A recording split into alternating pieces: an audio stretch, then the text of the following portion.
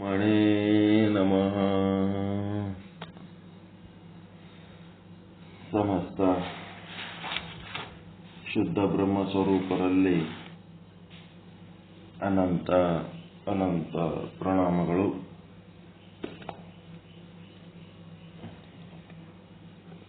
ಶ್ರೀ ವಿಚಾರ ಸಾಗರ ಸಾಧು ನಿಶ್ಚಲದಾಸ್ಜಿಯವರ ಕೃತಿ 4ನೇ ತರಂಗ ತತ್ವದೃಷ್ಟಿ ಮಹಾರಾಜರ ಜೊತೆಗೆ ಚರ್ಚೆ 207ನೇ ವಿಷಯಾಂಕ.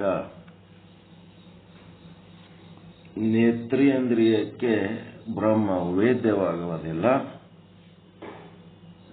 ಏನೇನು ನೇತ್ರೇಂದ್ರಿಯಕ್ಕೆ ವೇದ್ಯವಾಗ್ತದ ಅದು ಬ್ರಹ್ಮವಲ್ಲ. ಬ್ರಹ್ಮನ ಏನು ಪ್ರತಿಬಿಂಬ, ಕಣ್ಣಿಗೆ ಕಾಣ್ತಾ ಇರೋದು ಬ್ರಹ್ಮನ ಪ್ರತಿಬಿಂಬ, ಬ್ರಹ್ಮ ಅಲ್ಲ, ಆಭಾಸ, ಕಣ್ಣಿಗೆ ಕಂಡಲ್ಲ.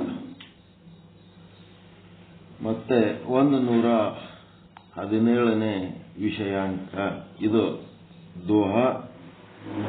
117ನೇ ದೋಹ ಹಾಡ್ರಿ.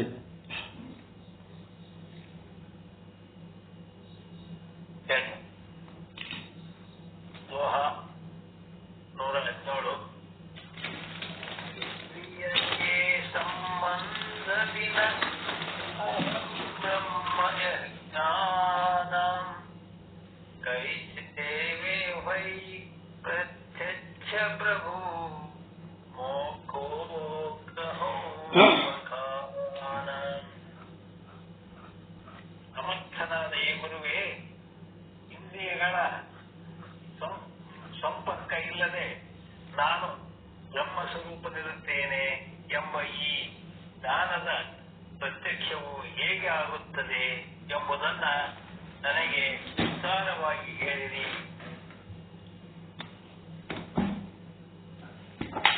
117ನೇ ಅರ್ಥ ಹೇಳಿದೆ.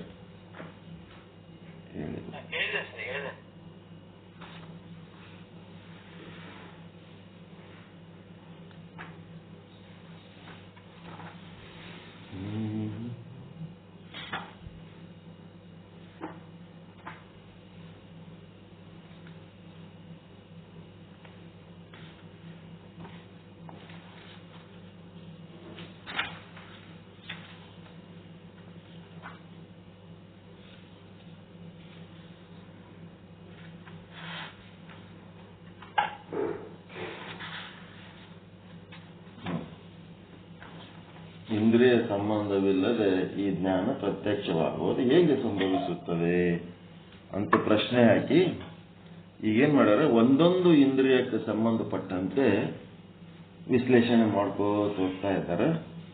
ಈಗ ಮೊದಲ ಇಂದ್ರಿಯ ಯಾವುದು? ಬ್ರಹ್ಮವು ನೇತ್ರಕ್ಕೆ ವಿಷಯವಾಗುವುದಿಲ್ಲ. ಏನು ನಮ್ಗೆ ಅದು ವಿಷಯ ಆಗ್ತದ ಅದು ಬ್ರಹ್ಮ ಅಲ್ಲ, ಬ್ರಹ್ಮದ ಪ್ರತಿಬಿಂಬ. ಬಿಂಬರೂಪ ಬ್ರಹ್ಮ ಎಲ್ಲಿ ತನಕ ನಮ್ಮನ್ನು ನಾವು ಬ್ರಹ್ಮ ಸ್ವರೂಪರೇ ಅಂತ ಅರಿಯುವುದಿಲ್ಲವೋ ಅಲ್ಲಿ ತನಕ ಅದು ಬಿಂಬರೂಪ ಬ್ರಹ್ಮ ನಮ್ಮ ಅನುಭವಕ್ಕೆ ಬರಲ್ಲ. ನಾವೇ ಅದು ಆಗಿ ನಮ್ಮನ್ನೇ ನಾವು ಹುಡುಕಿದ್ರ ಹೊರಗ ನಮ್ಮಿಂದ ಭಿನ್ನವಾಗಿ ಹುಡುಕಿದ್ರೆ ಅದು ಹೆಂಗೆ ಸಿಗ್ತದೆ? ನೀವೇ ಅದು ಅದಿರಿ, ನೀವೇ ಅದು ಇದ್ದು ನಿಮ್ಮನ್ನೇ ನೀವು ಹುಡುಕ್ಲಕತ್ತೀರಿ. ಹೆಂಗದ? ನಿಮ್ಮನ್ನ ನೀವು ಎಲ್ಲಿ ಹುಡುಕಿದ್ರೆ ಸಿಗ್ತೀರ? ಕಲ್ಯಾಣಪ್ಪವ್ರು ಹುಡುಕ್ಲಕತ್ತಾರ. ಕಲ್ಯಾಣಪ್ಪವ್ರು ಯಾಕೆ ಕಳಕತ್ತಿದಪ್ಪ ಅಂದ್ರ ಕಳದಾರ್ರಿ ಒಬ್ರು. ಯಾರು ಕಳದಾರ ಅಂದ್ರ ಕಲ್ಯಾಣಪ್ಪವ್ರು ಕಳದಾರ. ಯಾರು ಹುಡುಕ್ಲಕತ್ತಾರ? ಕಲ್ಯಾಣಪ್ಪವ್ರು ಹುಡುಕ್ಲಕತ್ತಾರ. ಕಳದದ್ದು ಕಳ್ಳಕತ್ತಾರ. ಯಾರು ಹೇಳಕತ್ತ? ಕಲ್ಯಾಣಪ್ಪವ್ರು ಹೇಳಕತ್ತಾರ. ಇವ್ರ ಪ್ರಾಬ್ಲಮ್ ಹೆಂಗ್ ಸಾಲ್ವ್ ಆಗ್ಬೇಕು? ಯಾರು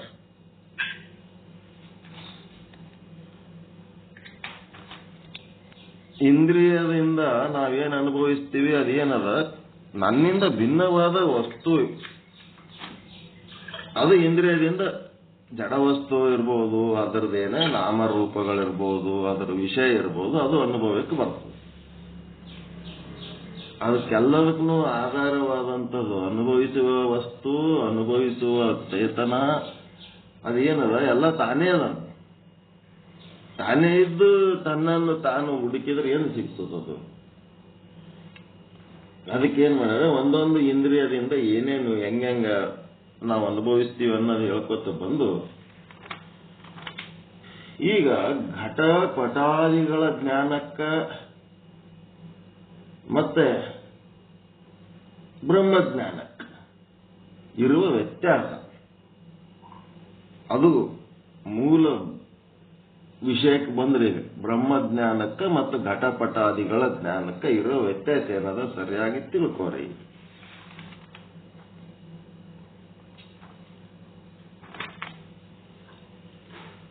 ಅದಕ್ಕಿಂತ ಮೊದಲು ಹೇಳಿದ್ರು, ಗುರುಗಳ ಬಳಿ ಹೋಗಿ ಜೀವರುಗಳಿಗೆ ಏನಿರ್ತದ, ಅವಿದ್ಯೆಯ ಒಂದು ಅಜ್ಞಾನ, ಒಂದು ಆವರಣ, ಒಂದು ಭ್ರಾಂತಿ, ಇವೆಲ್ಲ ಜೀವರುಗಳಿಗೆ ಇರ್ತದ, ಅವಿದ್ಯೆಯ ಕಾರಣ. ಆದರೆ ಅವತಾರಿ ಪುರುಷರಿಗೆ ಆ ಸಮಸ್ಯೆ ಇರಲ್ಲ. ಹೀಗಾಗಿ ಅವರು ಗುರುಗಳ ಬಳಿ ಹೋದರೂ ಸಹಿತ ಗುರುಗಳಿಂದ ಅವ್ರಿಗೇನು ಉಪಯೋಗ ಇರಂಗಿಲ್ಲ. ಆದ್ರೆ ಅವರು ಗುರುಗಳ ಬಳಿ ಹೋಗ್ಯಾರಂತ ಅವತಾರಿ ಪುರುಷರು ನಮ್ಗೆ ಆದರ್ಶವಾಗಿರುವುದರಿಂದ ಯಾರು ಚಾಲು ಇಟ್ಕೊಂಡಿರಿ ನೋಡ್ರಿ, ಚಕ್ಕ ಚಕ್ಕ ಸೌಂಡ್ ಬರ್ಲಾಗತ್ತ. ಅವರು ಆದರ್ಶವಾಗಿರುವುದರಿಂದ ಶ್ರೀಕೃಷ್ಣ ಗುರುಗಳ ಬಳಿ ಹೋಗ್ಯಾನ, ನಾವು ಹೋಗಬೇಕು, ರಾಮ ಗುರುಗಳ ಬಳಿ ನಾವು ಹೋಗ್ಬೇಕು ಅಂತ ಆ ಆದರ್ಶಕ್ಕಾಗಿ ನಾವು ಹೋಗ್ಬೇಕಷ್ಟೆ. ನಮಗ ಅದರ ಅವಿದ್ಯೆ ಅದ, ಆ ಅವಿದ್ಯೆಯ ಕಾರಣ ನಾವು ಅದನ್ನು ಕಳ್ಕೋಬೇಕಾಗ್ತದ.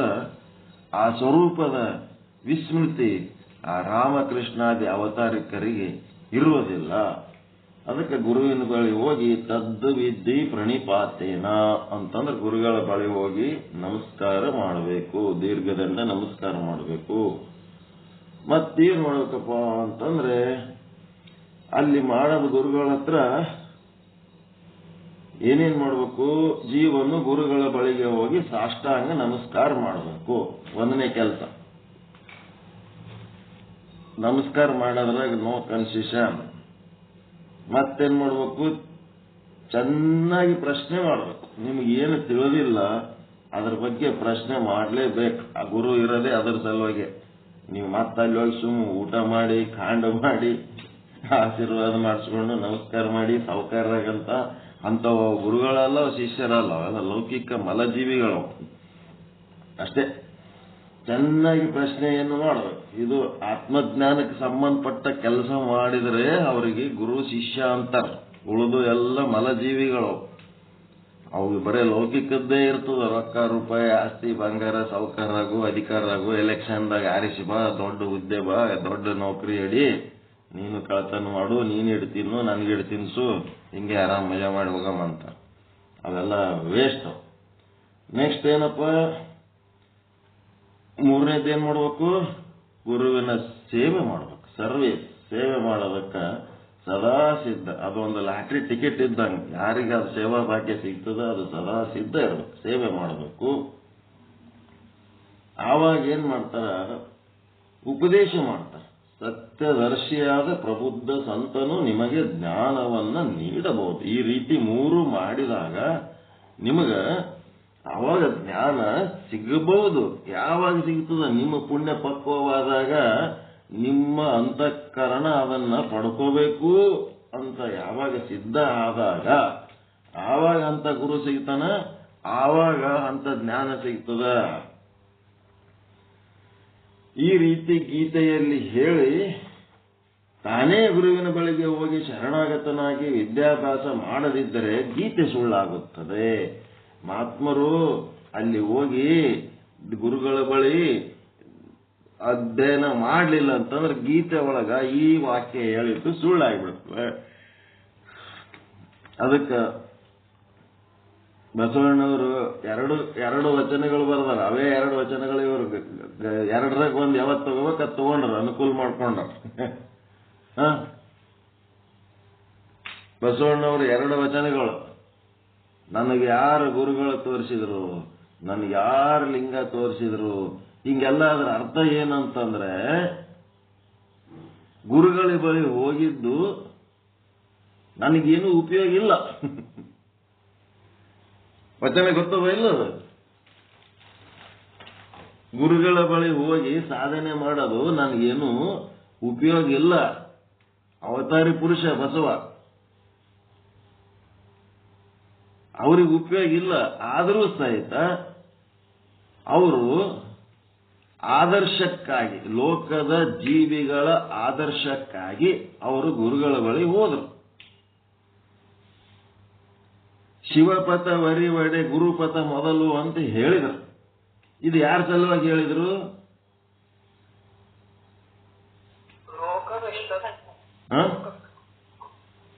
ಲೋಕದ ಜೀವಿಗಳಿಗೆ ಆದರ್ಶವಾಗಿರುವುದಕ್ಕ ಅವರು ಗುರುಗಳ ಬಳಿ ಹೋದರು. ಈಗ ಬಸವಣ್ಣ ಗುರುಗಳ ಬಳಿ ಹೋಗಿ ಅದರ ಉಪಯೋಗ ಅವ್ರಿಗೆ ಇಲ್ಲಂದ್ರೂ ಲೋಕದ ಜೀವಿಗಳ ಆದರ್ಶ ಸಲುವಾಗಿ ಹೋದಾಗ ಬಸವಣ್ಣಗೆ ತನ್ನ ವಿಸ್ಮೃತಿ ಇರಲಿಲ್ಲ. ಬಸವಣ್ಣನಲ್ಲಿ ಅವತಾರಿ ಪುರುಷ, ಆ ಕೃಷ್ಣ ರಾಮರ ಜಾಗಕ್ಕೆ ನೀವು ಬಸವಣ್ಣನನ್ನ ಇಟ್ಟು ನೋಡ್ರಿ. ಅಜ್ಞಾನ ಇರಲಿಲ್ಲ, ಆವರಣ ಇರಲಿಲ್ಲ, ಮತ್ತೆ ಭ್ರಾಂತಿ ಇರಲಿಲ್ಲ, ತನ್ನ ಸ್ವರೂಪದ ವಿಸ್ಮೃತಿ ಇರಲಿಲ್ಲ. ಅದಕ್ಕೆ ಗುರುಗಳ ಬಳಿ ಹೋಗಿ ಕುಳಿತರೂ ಕೂಡ ಗುರುವಿನ ಉಪದೇಶದಿಂದ ಬಸವಣ್ಣಗೇನೂ ಉಪಯೋಗ ಇಲ್ಲ. ಆದರೂ ಸಹಿತ ಅವರು ಗುರುಗಳ ಬಳಿ ಹೋಗಬೇಕು ಅನ್ನಂತ ವಚನ ಯಾರ ಸಲುವಾಗಿ ಬರೆದರು? ಅಜ್ಞಾನ, ಆವರಣ, ವಿಸ್ಮೃತಿ ಇರುವಂತ ಲೌಕಿಕ ಜೀವರುಗಳಿಗಾಗಿ ಬರೆದು ಜಂಗಮಾರ್ಚನೆಯಿಂದ ಬಸವಣ್ಣಗೇನು ಉಪಯೋಗ ಇಲ್ಲ. ಆದರೂ ಸಹಿತ ಲೌಕಿಕ ಜೀವಿಗಳು ಜಂಗಮಾರ್ಚನೆ ಮಾಡಲಿ, ನಿಮ್ಮ ಅಜ್ಞಾನ, ಆವರಣ, ಭ್ರಾಂತಿ ಕಳ್ಕೊಳ್ಳೋದಕ್ಕೆ ನೀವು ಮಾಡ್ಬೇಕಂತೇಳಿ ಗುರುವಿಗೆ ತನುವನ್ನು ಅರ್ಪಿಸಬೇಕು, ಲಿಂಗಕ್ಕೆ ಮನವನ್ನು ಅರ್ಪಿಸಬೇಕು, ಜಂಗಮಕ್ಕೆ ಧನವನ್ನು ಅರ್ಪಿಸಬೇಕು. 1000 ವಚನ ಅದಾವ ಬಸವಾದಿ ಶರಣರು ಬರೆದದ್ದು. ಯಾರ ಸಲುವಾಗಿ? ಅವು ಲೌಕಿಕ ಜೀವಿಗಳಿಗಾಗಿ. ಆ ಬಸವಾದಿ ಶರಣರ ಅನುಯಾಯಿಗಳು ಏನ್ ಮಾಡಿದ್ರು? ನಮ್ಮ ಬಸವಣ್ಣ ಯಾವ ಗುರುವಿನ ಬಳಿನೂ ಹೋಗಿಲ್ಲ ಅಂತೇಳಿ ಇವರು ಮಲಜೀವಿಗಳು ತಾವು ಯಾವ ಗುರುವನ್ನ ಪಾಲಿಸೋದೇ ಬೇಡ ಅಂತೇಳಿ ಎಲ್ಲ ಜಂಗಮರಿಗೆ ಬೇಕತ್ತು, ಗುರುಗಳಿಗೆ ಬೇಕತ್ತು ಹೋಗ್ಬಿಟ್ರು. ಕೃಷ್ಣ ರಾಮನ ಜಾಗದಾಗ ಬಸವಣ್ಣನ ಇಟ್ಟು ನಾವು ನೋಡಿದಾಗ ಕೃಷ್ಣನ ಭಕ್ತರು, ರಾಮನ ಭಕ್ತರು ಗುರುಗಳ ಬಳಿ ಕುಳಿತು ಕೃಷ್ಣನ, ರಾಮನ ಆದರ್ಶ ಪಾಲನೆ ಮಾಡಿ ಅವರು ಗುರು ಶಿಷ್ಯ ಪರಂಪರೆ ಹಂಗೇ ನಡೆಸ್ಕೊಂಡು ನೋಡಿದ್ರು. ಈ ಬಸವಣ್ಣನ ಶಿಷ್ಯರು ಏನಾಗ್ಬಿಟ್ರು? ಬಸವಣ್ಣನ ಅವತಾರಿ ಪುರುಷನ ಕ್ಯಾರೆಕ್ಟರ್ ನೋಡಿ ತಾವು ಅವತಾರಿ ಪುರುಷ ಇರತ್ತೆ ತಿಳ್ಕೊಂಡು ಎಲ್ಲ ಗುರುಗಳಿಗೆ ಜಂಗಮರಿಗೆ ಬೈಕತ್ ಹೋಗ್ಬಿಟ್ರು. ಎಲ್ಲಿ ದಾರಿ ತಪ್ಪದು ಗೊತ್ತಾಗ್ಲಿಕ್ಕತ್ತದ ನಿಮಗ?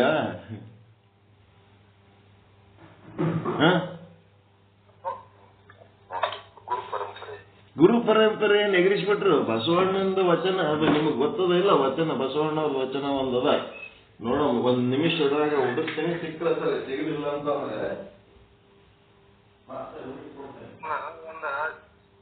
ಇದಕ್ಕೆ ಸಮುದಾಯಕ್ಕ ಇದಕ್ಕ ಸೀಮಿತ ಮಾಡತ್ತಾರ್ರಿ ಇವ್ರ ಅಲ್ಪಜ್ಞರ.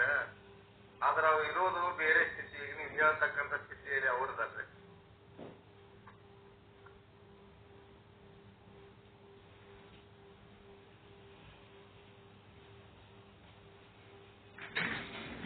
ಒಂದ್ ಸೆಕೆಂಡ್, ಏನ್ ಹೇಳಕತ್ತಿದ್ರಿ ಇವರು? ನಾವ್ರಿ ಅಂದ್ರ ಬಸವಣ್ಣವ್ರು ಇರುವಂತ ಒಂದು ಕೊಡುಗೆ ಬಹಳ ಅಮೂಲ್ಯ ಐತ್ರಿ. ಆದ್ರ ಕಿಂಚಿತ್ತಾಗಿ ಅಂದ್ರ ಅಲ್ಪಜ್ಞಾನದಿಂದ ತಿರುಚಿಕೆ ಸರಿಯಾದ ಮಾರ್ಗದಲ್ಲಿ ತಿಳಿಸಿಕೊಡ್ತಾ ಇಲ್ರಿ. ಅದಕ್ಕಾಗ ಅವ್ರ ಅವತಾರಿ ಪುರುಷನ ನಿಜವಾಗಿಲ್ರಿ. ಏನ್ರಿ? ಬಸವಣ್ಣ ಅವತಾರಿ ಪುರುಷ ಖರೆ, ಆದ್ರೆ ಬಸವಣ್ಣನ ಫೇಮಸ್ ಮಾಡ್ಲಕ್ ಹೋಗಿ ತಮ್ಮ ಹೆಸರು ಕೆಡಿಸ್ಕೊಂಡು ಬಸವಣ್ಣನ ಸರಿಯಾಗಿ ಅರ್ಥ ತಾವೇ ಮಾಡ್ಕೊಂಡಿಲ್ಲ, ಮಂದಿ ದಾರಿ ತಪ್ಪಿಸ್ಲಕತ್ತಾರಲ್ಲ. ಅದಕ್ಕೆ ನಾವು ಬಸವಣ್ಣನ ಅನುಯಾಯಿಗಳಿಗೆ ಈ ತರ ಮಾಡೋದು ತಪ್ಪು ಅಂತ ನಾವು ಗಂಟಾ ಘೋಷವಾಗಿ ಎಲ್ಲಿ ಹೇಳಿದ್ರೆ ಅಲ್ಲಿ ಹೇಳ್ತೀವಿ. ಎಲ್ಲಿ ಬೆಕ್ಕದಿಲ್ಲ ಅವ್ರು, ಬೆಕ್ಕದವ್ರು ಇರ್ಲಿ, ಏನ್ ಬೆಕ್ಕದಿಲ್ಲ ಅವ್ರು. ಸರ್ವ ಲೋಕದ ಹಿತದೃಷ್ಟಿಯಿಂದ ಅವರು ಮುಂದುವರೆದ ಮತ್ತೆ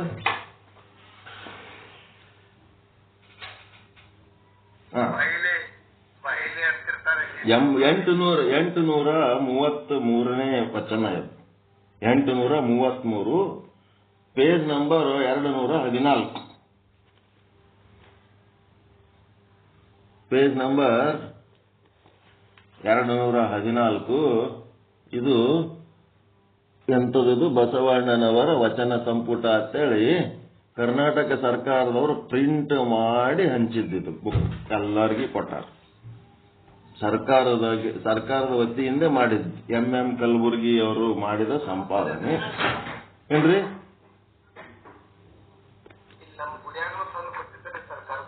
ಹ್ಮ್ 833ನೇ ವಚನ.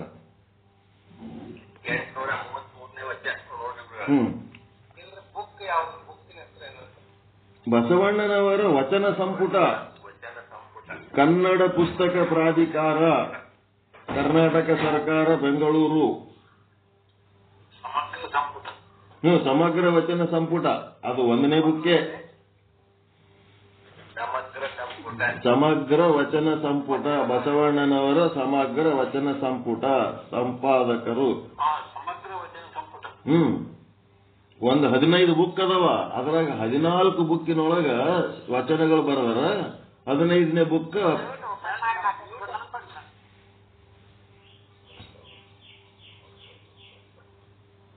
ಮ್ಯೂಟ್ ಬಂದಾಗ್ಯದ ಏನು? ಹಂಗಾಯ್ತಾ? ಒಂದ್ ಮಾಡ್ಲಕ್ಕ ಹೋಗಿ ಒಂದಾಯ್ತು ನಾವು. ಸಮಗ್ರ ವಚನ ಸಂಪುಟ 1ನೇ ಬುಕ್ ಬಸವಣ್ಣನವರ ವಚನ ಸಂಪುಟ, ಡಾಕ್ಟರ್ MM ಕಲಬುರ್ಗಿ, ಕರ್ನಾಟಕ ಸರ್ಕಾರ ಪ್ರಾಧಿಕಾರ, ಕನ್ನಡ ಪುಸ್ತಕ ಪ್ರಾಧಿಕಾರ, ಕರ್ನಾಟಕ ಸರ್ಕಾರ, ಬೆಂಗಳೂರು ಅಂತ ಗೌರ್ಮೆಂಟ್ನವರೇ ಪ್ರಿಂಟ್ ಮಾಡಿ ಹಾಕ್ಯಾರ. ಅದ್ರೊಳಗ 833ನೇ ವಚನ ಹಿಡ್ಕೊಂಡು ಇದರ ಆಧಾರದ ಮೇಲೆ ಇವರು ಗುರುಗಳಿಗೆ ಅವ್ರ ಪಾದ ಪೂಜೆ ಯಾಕೆ ಮಾಡ್ಬೇಕು, ಜಂಗಮರಿಗೆ ಯಾಕೆ ನಾವು ಮನೆ ಕರ್ಕೋಬೇಕು, ಅವ್ರಿಗೆ ಯಾಕೆ ಹಂಗ್ ಮಾಡ್ಬೇಕು, ಹಿಂಗ್ ಮಾಡ್ಬೇಕಂತೇಳಿ ಜಂಗಮ ವಿರೋಧಿ ಗುರು ವಿರೋಧಿಗಳಾಗಿ ಕೂತಾರ. ಯಾಕ? ಇದು ವಚನ ಸರಿಯಾಗಿ ಅರ್ಥ ಮಾಡ್ಕೊಳ್ಳಾರ್ದ. ಏನ್ ಬರ್ದಾರ ಅವ್ರು, ಎಷ್ಟು ಚಂದ ಬರ್ದಾರ ಇದು ವಚನ ಗೊತ್ತರ. ಈ ವಚನದ ಮೊದಲಿನ ಸಾಲು ಬಿಟ್ಬಿಟ್ಟಾರ. ಖರೆ ನೋಡ್ರಿ ಏನದ ಅಂದ್ರ, ಮುಂದಿನ ಜನ್ಮದಲ್ಲಿ ಗುರು ಲಿಂಗ ಜಂಗಮವ ಪೂಜಿಸಲು ಅರಿಯದ ಕಾರಣ.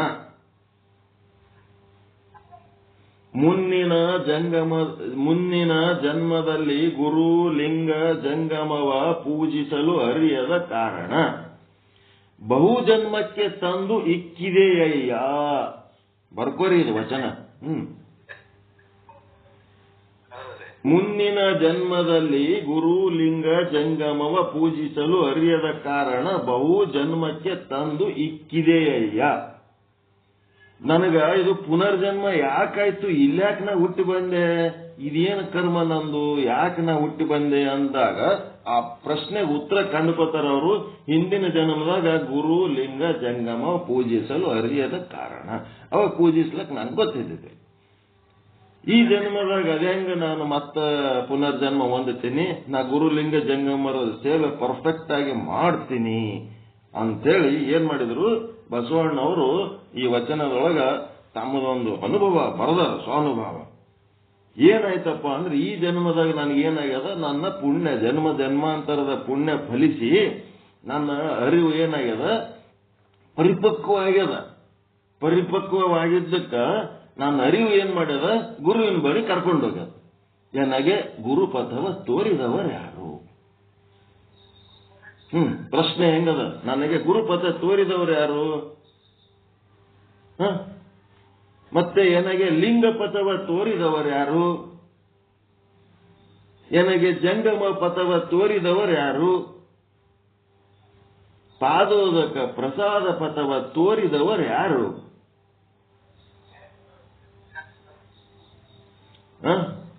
ನಿಮ್ಗೆ ಯಾರ ಕರ್ಕೊಂಡು ಬಂದಿಲ್ಲ ಶುದ್ಧ ಬ್ರಹ್ಮ ಪೀಠದ ಕುಂದಿರ ಕೈ ಹಿಡಿದು ಕರ್ಕೊಂಡ್ಬಂದು ನಾವು ಬಂದು ಕರೆದಿವ?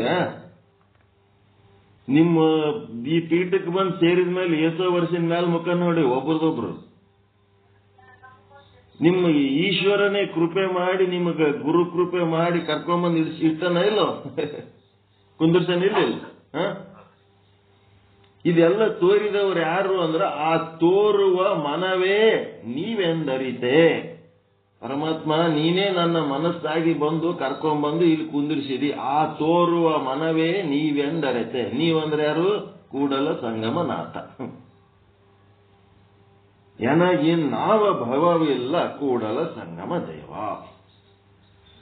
ಎನಗಿನ್ಯಾವ ಭವ ಅಂದ್ರೆ ಮತ್ತೆ ಪುನರ್ಜನ್ಮ ಇಲ್ಲ, ಇನ್ನೊಂದು ಜನ್ಮ ಬರೋದಿಲ್ಲ. ಹಂಗಾಗಿ ಕೂಡಲ ಸಂಗಮ. ಆ ಮನವೇ ನೀವೇ ಆಗಿ ಬಂದಿರಪ್ಪ. ನನ್ನ ಮನಸ್ಸಿನ ರೂಪನೇ ನೀವಾಗಿ ಬಂದು ನನಗ ಇದೆಲ್ಲ ಗುರು ಲಿಂಗ ಜಂಗಮ ಎಲ್ಲ ತೋರಿಸಿರಿ.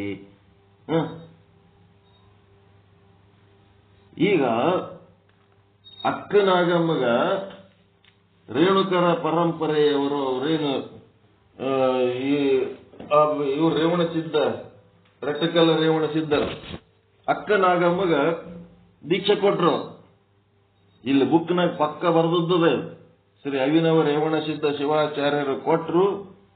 ಆ ಶೈವ ಅಂತೇನಿತ್ತಲ್ಲ, ಆ ಶೈವ ಪದ್ಧತಿ ಒಳಗ ಜಾತಿ ಭೇದ ಮತ್ತೆ ನಾನಾ ರೀತಿ ಮೂಢನಂಬಿಕೆಗಳು ಅವ್ರದ್ದು ಏನ್ ತಪ್ಪಿಲ್ಲ. ಸನಾತನ ಕಾಲದ ಧರ್ಮ ಹಿಡ್ಕೊಂಡು ಬಂದಾರ. ಅಲ್ಲಿ ನಿಂತ ಇಲ್ಲಿ ತನಕ ಅವ್ರೇನ್ ಶೈವದವ್ರದ್ದು ಏನು ತಪ್ಪಲ್ಲ. ಅವೆಲ್ಲ ಮಾಡ್ಕೊಂಡು ಬಂದದ್ದು. ಅದ್ರೊಳಗೆ ಇವ್ರಿಗೆ ಅದು ಸರಿ ಅನಿಸ್ಲಿಲ್ಲ. ಇದು ಇನ್ನೂ ಸ್ವಲ್ಪ ಅಡ್ವಾನ್ಸ್ಡ್ ಇದ್ರಾಗ ಹೋಗಮು, ಅದ್ರಾಗೆ ಬಿದ್ದು ಯಾಕೆ ಒದ್ದಾಡೋಣ ಅಂತೇಳಿ ಅವ್ರೇನ್ ಮಾಡ್ತಿದ್ರು, ವಿಚಾರ ಮಾಡ್ತಿದ್ರು. ಅಷ್ಟೊತ್ತಿಗೆ ಅಕ್ಕನಾಗಮ್ಮಗ ಈ ಒಂದು ರೇವಣ ಸಿದ್ದೇಶ್ವರರ ಒಂದು ಪರಿಚಯ ಆಗಿ ಅವ್ರ ಹತ್ರ ದೀಕ್ಷೆ ತಗೊಂಡು ಅಲ್ಲಿ ಅಕ್ಕನಾಗಮ್ಮನ ಗವಿ ರೇವಣ ಸಿದ್ದೇಶ್ವರರ ಗುಡಿ ಎಲ್ಲ ಅಷ್ಟು ಅದಾವ, ಒಂದೇ ಕಡೆ ಅದಾವ. ಅವೆಲ್ಲ ಓಸು ಮುಚ್ಚಾಕಿಬಿಟ್ಟಾರ. ಈಗ ಅವು ಯಾವುದ್ರ ಬಗ್ಗೆ ಯಾರು ಹೇಳೋರಿಲ್ಲ. ಬರೀ ಬಸವಣ್ಣವ್ರ ಹೆಸರು ಒಂದೇ ಫೇಮಸ್ ಮಾಡ್ಲಕ್ ಹೋಲಕತ್ತಾರ. ಆವಾಗ ಬಸವಣ್ಣವರು ಅವರ ಮನೆ ಒಳಗೆ ನಡೀತಿರುವಂತ ಮೂಢನಂಬಿಕೆಗಳು ಅವು ಇವುಗಳನ್ನ, ಶೈವ ಧರ್ಮದ ಮೂಢನಂಬಿಕೆಗಳನ್ನ ತೆಗೆದು ಹಾಕೋದಕ್ಕ ವಿಚಾರ ಮಾಡ್ತಾ ಇರಬೇಕಾದ್ರೆ ಅಕ್ಕನಾಗಮ್ಮ ಮಾರ್ಗದರ್ಶನ ಮಾಡ್ತಾಳ ಬಸವಣ್ಣ. ವೀರಶೈವ ಧರ್ಮ ಮೊದಲ ಉದಯ ಆಗಿದ್ದು ಅಕ್ಕನಾಗಮ್ಮನಲ್ಲಿ. ಅಕ್ಕನಾಗಮ್ಮ ಮಾರ್ಗದರ್ಶನ ಮಾಡಿ ಬಸವಣ್ಣಗಕ್ಕಿಂತ ಕೂಡಲ ಸಂಗಮದಾಗ ಜಾತವೇದ ಮುನಿಗಳಂತದರ ಅಲ್ಲಿ ಹೋಗಪ್ಪ, ಇದಕ್ಕಿಂತ ಒಂದು ಅತ್ಯುತ್ತಮವಾದಂತ ಒಂದು ಧರ್ಮ ಅಲ್ಲಿ ಅದ, ವೀರಶೈವ ಧರ್ಮ ಅಂತದ, ಅಲ್ಲಿ ಹೋಗು ಅಂತೇಳಿ ಅಕ್ಕನಾಗಮ್ಮ ಕಳಿಸಿಕೊಡ್ತಾಳ. ಯಾರು ತೋರ್ಯಾರ ಅಂತಂದ್ರೆ ಅದ್ರ ಬಗ್ಗೆ ನನಗ ಹುಡುಕಾಟ ಇತ್ತು. ಆ ಹುಡುಕಾಟ ಇದ್ದ ಹೊತ್ನಾಗ ಅವ್ರ ಅಕ್ಕನಾಗಮ್ಮನೆ ಮಾತೆ ಮಹಾದೇವಿ ಮಾಡಿದ ಸಿನಿಮಾದೊಳಗ ಕೈ ಮುಗಿತಾಳ ಬಸವಣ್ಣಗ, ಅಲ್ಲಿ ಹೋಗಪ್ಪ ಅಂತೇಳಿ. ಬಸವಣ್ಣ 8 ವರ್ಷದ ಬಾಲಕ ಗೃಹ ತ್ಯಾಗ ಮಾಡಿ ಹೋಗುವಾಗ ಅಕ್ಕನಾಗಮ್ಮನೆ ಕೈ ಮುಗಿದು ಕಳಿಸ್ತಾಳ. 2 ಕೈ ಜೋಡಿಸ್ತಾಳ. ನೋಡ್ರಿ ಅದು ಪಿಕ್ಚರ್ ಯೂಟ್ಯೂಬ್ನಾಗ ಹಾಕಿ ನೋಡ್ರಿ. ಜಗಜ್ಯೋತಿ ಬಸವೇಶ್ವರ ಮಾದೇವಿ ಮಾಡಿದ ಪಿಕ್ಚರ್ದು ಒಂದು ನೋಡ್ರಿ, ಅದು ಗೊತ್ತಾಗ್ತವ ನಿಮಗೆ. ಕೂಡಲ ಸಂಗಮಕ್ಕೆ ಹೋಗ್ಲಕ್ ದಾರಿ ಯಾರು ತೋರಿಸಿದ್ರೆ ಅಕ್ಕನಾಗಮ್ಮ ತೋರಿಸ್ತಾಳ. ಅಕ್ಕನಾಗಮ್ಮಗೆ ಈ ವೀರಶೈವ ಧರ್ಮ ಪರಿಚಯ ಯಾರು ಮಾಡ್ತಾರ? ಅಭಿನವ ರೇವಣ ಸಿದ್ದೇಶ್ವರರು ಮಾಡ್ತಾರ. ಎಲ್ಲಾನು ಪರಂಪರೆ ಅದ. ಇದ್ರ ಅರ್ಥ ಏನದಂತಂದ್ರೆ ನನಗ ಆ ಬಸವಣ್ಣವರಿಗೆ ಅವರ ಅವತಾರಿ ಪುರುಷರು ಅದು 833ನೇ ವಚನಕ್ಕೆ ಬಂದಾಗ ಈ ಮಾತು ಹೇಳ್ತಾರ ಅವರು. ಆರಂಭದಲ್ಲಿ ಹಂಗ್ಯಾಕೆ ಬರೀತಿದ್ರು? ಮಡಿಕೆ ಮಾಡುವಡೆ ಮಣ್ಣೆ ಮೊದಲು ಅಂತ. ಅದ್ಯಾಕೆ ಬರೋದ್ರ ಅವರು?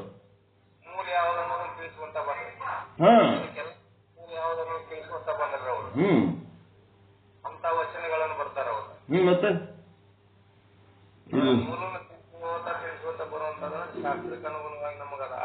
70ನೇ ವಚನ ಆರಂಭದಲ್ಲಿ 1400 ಚಿಲ್ಲರ್ ವಚನ ಅದಾವ. ಅದ್ರ 70ನೇ ವಚನನೇ ಫಸ್ಟ್ ಏನ್ ಹೇಳ್ಯಾರ ಅವರು? ಮಡಿಕೆಯ ಮಾಡುವಡೆ ಮಣ್ಣೆ ಮೊದಲು ತೊಡಿಗೆಯ ಮಾಡುವಡೆ ವನ್ನೆ ಮೊದಲು ಮಡಿಕೆಯ ಮಾಡುವಡೆ ಮಣ್ಣೆ ಮೊದಲು ಶಿವಪಥವರಿವಡೆ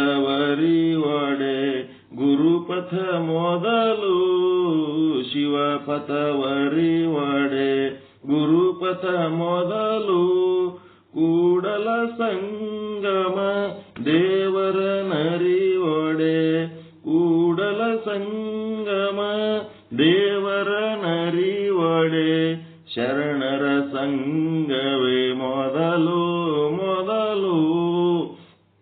ಕೂಡಲ ಸಂಗಮ ದೇವರು ಅಂತಂದ್ರ ಜಾತವೇದ ಮುನಿಗಳು, ಮತ್ತಿನ್ನೇನಿಲ್ಲ. ಕೂಡಲ ಸಂಗಮ ಕ್ಷೇತ್ರದಲ್ಲಿರುವಂತ ಗುರುವಿಗೆ ದೇವರಂತಾರೆ, ದೇವರಿಗೆ ಗುರು ಅಂತಾರೆ. ಕೂಡಲ ಸಂಗಮ ದೇವರು ಅಂತಂದ್ರೆ ಜಾತವೇದ ಮುನಿಗಳು.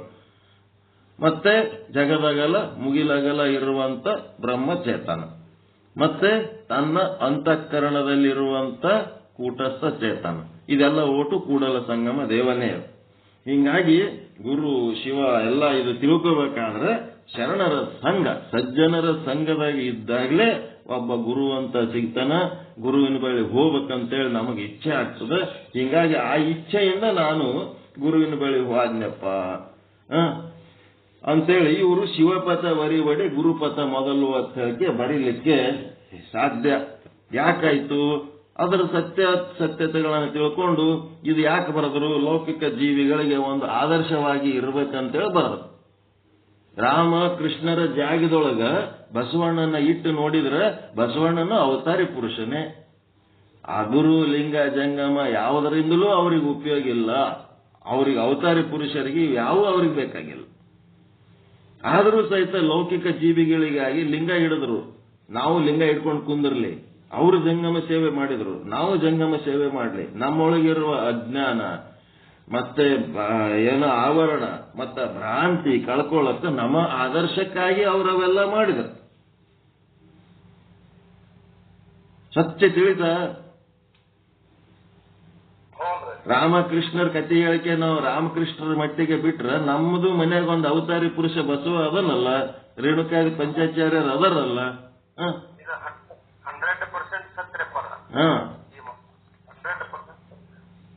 ಬರೀ ರಾಮಕೃಷ್ಣರ್ದು ಹೇಳಿದ್ರೆ ನಮ್ಮವ್ರದನ್ನು ನಾವು ಅದನ್ನ ಗುರು ಜಂಗಮರಿಂದ ಡಿಸ್ಕನೆಕ್ಟ್ ಮಾಡಿ ಬರೀ ಅದು ಲಿಂಗ ಒಂದೇ ಹಿಡ್ಕೊಂಡು ನಮ್ ಬಸವಣ್ಣ ಲಿಂಗ ಕೊಟ್ಟಾನ, ನಿಮ್ ಬಸವಣ್ಣ ಲಿಂಗ ಕೊಟ್ಟಾನ ಕರೆ ತಗೊಂಡು ಏನ್ ಉಪಯೋಗ ಮಾಡ್ಕೊಂಡ್ರಿ ನೀವು? ಏನ್ ಶಿವಯೋಗಿಗಳಾದ್ರೆ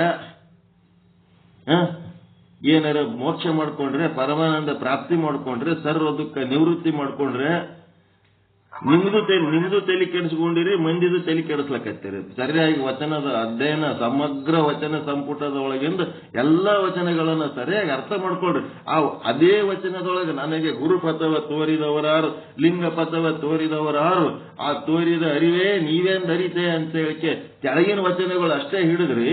ಮುಂದಿನ ಜನ್ಮದಲ್ಲಿ ಗುರುಲಿಂಗ ಜಂಗಮವ ಪೂಜಿಸದ ಕಾರಣ ನಾನು ಅನೇಕ ಭವಗಳಲ್ಲಿ ಹುಟ್ಟಿ ಬಂದ ಮ್ಯಾಲೇನು 2 ಸಾಲ ತೆಗೆದೇ ಬಿಟ್ರವ್ರು, 2 ಸಾಲ ತೆಗೆದೇ ಬಿಟ್ರವ್ರು.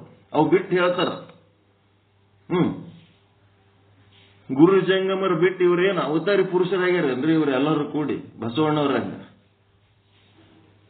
ಏನೋ ಹಿರಿಯರು ಮಾಡಿದ ಆಸ್ತಿ ಅದ, ಹಿರಿಯರು ಮಾಡಿದ್ದು ಏನೇನೋ ಬಿಲ್ಡಿಂಗ್ಗಳು ಕಟ್ಟಿಟ್ಟಾರ, ಅವುಗಳಾಗ ಇವರು ಶೋ ಮಾಡ್ಲಕತ್ತಾರ ತಮ್ಮದೇ ಒಂದು ದೊಡ್ಡ ಘನ ಮನುಷ್ಯರ. ನಂಗೆ ನಿಜವಾದ ಒಂದು ಸ್ವಂತ ಸಾಧನೆ ಮಾಡಿದವರು ಅವರೆಲ್ಲ ಹೋಗ್ಬಿಟ್ಟವ್ರು, ಬಾಯಿ ಮುಚ್ಕೊಂಡು ಹೋಗ್ಬಿಟ್ರು. ಅವ್ರು ಏನಿಲ್ಲ ಸರ್, ಅವ್ರು ಹಿಂದಿನವರು ಏನೇನು ಹೊರಗಿನವ್ರಿಗೆ ಏನು ಹೇಳಕ್ಕೆ ಹೋಗ್ಲಿಲ್ಲ. ಅವ್ರು ತಮ್ಮ ತಾವು ಪೂಜೆ ಮಾಡ್ಕೊಂಡು ಆದರೂ ಮುಂದಿನವರು ಈ ರೀತಿ ನಡೆಸ್ಯಾರ. ಸರಿಯಾಗಿ ತಿಳ್ಕೋಬೇಕು. ಎಲ್ಲಿ ತನಕ ನಮ್ಮ ಶುದ್ಧ ಬ್ರಹ್ಮ ಪೀಠಕ್ಕೆ ಬಂದು ಇದರ ಅರ್ಥಗಳನ್ನ ಸರಿಯಾಗಿ ತಿಳ್ಕೊಳ್ಳಲ್ಲ, ಅಲ್ಲಿ ತನಕ ಅವರಿಂದ ಮಾಡುವ ಯಾವ ಕೆಲಸಗಳು ಸಕ್ಸಸ್ ಆಗಲ್ಲ. ಪಕ್ಕ ತಿಳುವಳಿಕೆ ಇರ್ಬೇಕಂತ ನಾವು ಹೇಳೋದು ಅಷ್ಟೇ. ಅವ್ರ ಬಗ್ಗೆ ನಮ್ಗೇನು ದ್ವೇಷ ಇಲ್ಲ, ಕಳಕಳಿಯಿಂದ ಹೇಳ್ತಾ ಇದ್ದೀವಿ. ಎಲ್ಲರೂ ಸರಿಯಾಗಿ ತಿಳ್ಕೊಳ್ರಿ, ಸರಿಯಾಗಿರ್ರಿ, ಸರಿಯಾಗಿ ನಡ್ಕೊಳ್ರಿ ಅಂತ ಅಷ್ಟೇ. ಯಾರ ಮೇಲೆ ದ್ವೇಷ ಇಲ್ಲ. ಯಾರ್ಯಾರು ಏನೇನ್ ಮಾಡ್ಬೇಕ ತುಟ್ಟಿ ಬಂದಾರ ಮಾಡ್ತಾರ. ಆದ್ರೆ ಅವ್ರು ಮಾಡುವ ಶ್ರಮ ಸಾರ್ಥಕ ಆಗ್ಲಿ. ಅದಕ್ಕೆ ನಮ್ದೊಂದು ಕಳಕಳಿ ಒಂದು ಇದು ಅಷ್ಟೇ. ಇದು ಟೀಕೆ ಅಂತಿಲ್ಲ, ಏನಿಲ್ಲ. ಯಾರನ್ನಾರ ಸುಧಾರಿಸಿ ನಮ್ಗೇನ್ ಆಗ್ಬೇಕಾಗ್ಯದ್ರಿ? ನಿಮಗ್ ಪ್ರವಚನ ಹೇಳಕ್ಕೆ ನಿಮಗ್ ಸುಧಾರಿಸಿ ನನಗೇನ್ ಆಗ್ಬೇಕಾಗ್ಯದ? ನಿಮ್ಮ ಶ್ರಮ ಏನದ ಅದು ಸಾರ್ಥಕ ಆಗ್ಲಪ್ಪ. ಆಯುಷ್ಯ ಸಾರ್ಥಕ. ನಮ್ಮಂಗೆ ನೀವು ಮನುಷ್ಯರಾಗಿ ಹುಟ್ಟು ಬಂದಿರಿ, ನಮಗಾದ ಆನಂದ ನಿಮಗಾಗ್ಲಿ. ನಮಗಾದಂತ ಸರಿಯಾದ ಅರ್ಥ ಅದಕ್ಕೇನಂತಾರ? ಪಾರಿಭಾಷಿಕ ಅರ್ಥ ಅಂತ. ಯಾವ ಅರ್ಥದಲ್ಲಿ ಬಸವಣ್ಣವ್ರು ಹೇಳ್ಯಾರ ಆ ಅರ್ಥವನ್ನೇ ನಾವು ಹೇಳಿದ್ರೆ ಕರೆಕ್ಟ್ ದಾರಿಯಾಗಿರ್ತೀವಿ. ಅದರ ಅರ್ಥ ತಿದ್ದಿದೆ, ಅದ್ರದ್ದು ವಚನಾಂಕಿತ ತಿದ್ದಿದೆ. ಇನ್ನೊಬ್ಬ ಯಾರು ಶರಣರಂತ ಎಲ್ಲ ಶರಣರು, ನಾ ಎಲ್ಲ ವಚನ ಸಾಹಿತ್ಯ ಶುದ್ಧ ಮಾಡ್ಲಕತ್ತೀನಿ, ಬೇರೆ ಧರ್ಮಗ್ರಂಥ ಬರೀಲಕತ್ತೀನಿ ಅಂತ ಹೇಳ್ತಾರ. ಅವ್ರು ಯಾರು ಒಂದಿಷ್ಟು ಮಂದಿ ಕೂಡಿಕೆ ಅದನ್ನ ತಿದ್ದುಪಡಿ ಮಾಡಿ ತಮ್ಮ ಮನಸ್ಸಿಗೆ ಬಂದಂಗೆ ಬರೆದು ಒಂದು ಮಂದಿ ಕೂಡಿ ಅದು ಬಿಡುಗಡೆ ಮಾಡಿ ಜಗತ್ತಿನಾಗ ಒಂದು ಹೊಲಸು ಸಾಹಿತ್ಯ ಬಿಟ್ಬಿಡೋದು. ಒಂದಿಷ್ಟು ಮಂದಿ ಗೊತ್ತಾಗ್ಲಾರ್ದವ್ರು ಅದನ್ನ ಹಿಡ್ಕೊಂಡು ಕೂತು ಹಿಂಗ್ ಹೇಳ್ಯಾರ ಅಂತ ಹೇಳಕ್ಕೆ ತಲೆ ಕೆಡ್ತು. ಇದೆಲ್ಲ ಪಾಪದ ಕೆಲಸ. ಬಸವಣ್ಣನ ಹೆಸರ ಮೇಲೆ ಮಾಡುವ ಪಾಪಿಷ್ಟ್ರು ಅವರೆಲ್ಲ. ಅಷ್ಟೇ, ಏನು ಮಾಡಕ್ಕಾಗಲ್ಲ.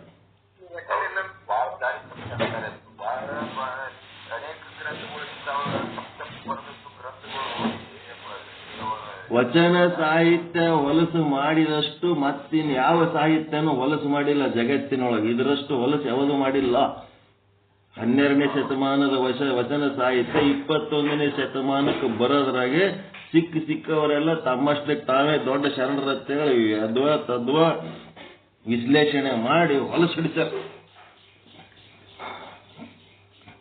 ಹೋಲಿ ಯಾವ್ದಾದ್ರು ಪುಣ್ಯ ಇದ್ದವರು ಸರಿಯಾದ ಅರ್ಥ ತಿಳ್ಕೋತಾರ. ಈಗ ಘಟಪಟಾದಿಗಳ ಜ್ಞಾನಕ್ಕೂ ಯಾವ ವಚನ ರೀ? ಗುರು ಲಿಂಗ ಜಂಗಮದ ಪೂಜಿಸಲು ಅರಿಯದ ಕಾರಣ.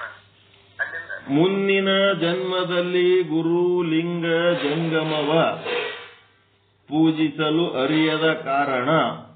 ಇದು ಫೋಟೋ ಹಾಕ್ತೀನಿ ತೋರಿ ಆಮೇಲೆ. ಫೋಟೋ ಹಾಕಿ ಪ್ರೂಫ್ ಸಹಿತ ಕೊಡ್ತೀನಿ. ಮ್ಯಾಲಿಂದ ಬಿಟ್ರು ಗುರು ಲಿಂಗ ಜಂಗಮ ಪೂಜಾ ಮಾಡ್ರಿ ಅಂತ ಹೇಳ್ಯಾರ. ಏನು ಹೇಳಿಲ್ಲ ಇದ್ರಾಗ ಈ ವಚನದಾಗ. ಏನಾಗೆ ಗುರು ಪಥವ ತೋರಿದವರಾರು ಲಿಂಗ ಪಥವ ತೋರಿದವರಾರು ಅಂತಂದ್ರ ನನ್ನ ಪುಣ್ಯ ಫಲಿಸಿ ಇಂಥ ಗುರು ಲಿಂಗ ಜಂಗಮರ ಸೇವೆ ಮಾಡಕ ಮನಸ್ಸು ಒಲಿತಪ್ಪ ಅಂತ ಬರೆದದ್ದು ವಚನ ಅದಾವು. ಮಾಡತ್ ಹೇಳ್ಯಾರ, ಬೈಕ ತಿರುಗಾಡ ಅಂತ ಹೇಳ್ಯಾರ ಗುರುಲಿಂಗ ಜಂಗಮರಿಗೆ. ಮತ್ತೆ ಪೂಜಿಸ್ತಂತಲ್ಲ. ಜುಲೈ ತಿಂಗಳದಾಗ ಬರೇ ಬಸವಣ್ಣವ್ರ ವಚನಗಳು ಹೇಳದೆ ಒಂದು, ಬರೇ ಬಸವಣ್ಣವ್ರ ವಚನ, ಬೇರೆ ಯಾರು ಬೇಡ. ನಾವು ಬಸವಣ್ಣನ ವಚನ ಹೇಳಿ ಅದ್ರ ಸರಿಯಾದ ಅರ್ಥ ಹೇಳ್ಬೇಕಂತ ಮಾಡಿಬಿಡ್ತೀವಿ. ಒಂದು ಸೆಷನ್ ಸೆಪರೇಟ್ ಇಟ್ಕೋತೀನಿ, ನಂದೇ ಒಂದು ಲಿಂಕ್ನಾಗ ಚಾಲು ಮಾಡ್ಕೋತೀನಿ ಮಾಡಿ ಬರೀ ಬಸವಣ್ಣನ ವಚನಗಳು. ಬಸವಣ್ಣನ ಹೆಸರ ಮೇಲೆ ನಾವೆಲ್ಲರೂ ಎಷ್ಟು ದಾರಿ ತಪ್ಪೀವಿ, ಏನು ಹೊಲಸಿಡಿಸೀವಿ, ಅದೆಲ್ಲ ಶುದ್ಧ ಮಾಡೋದಕ್ಕೆ ನಾನು ಶುದ್ಧವಾದಂತ ಬಸವ ಭಾವದೊಳಗ ಬಸವಣ್ಣನ ವಚನಗಳ ಅರ್ಥ ಹೇಳ್ಬೇಕಂತ ಮಾಡೀನಿ.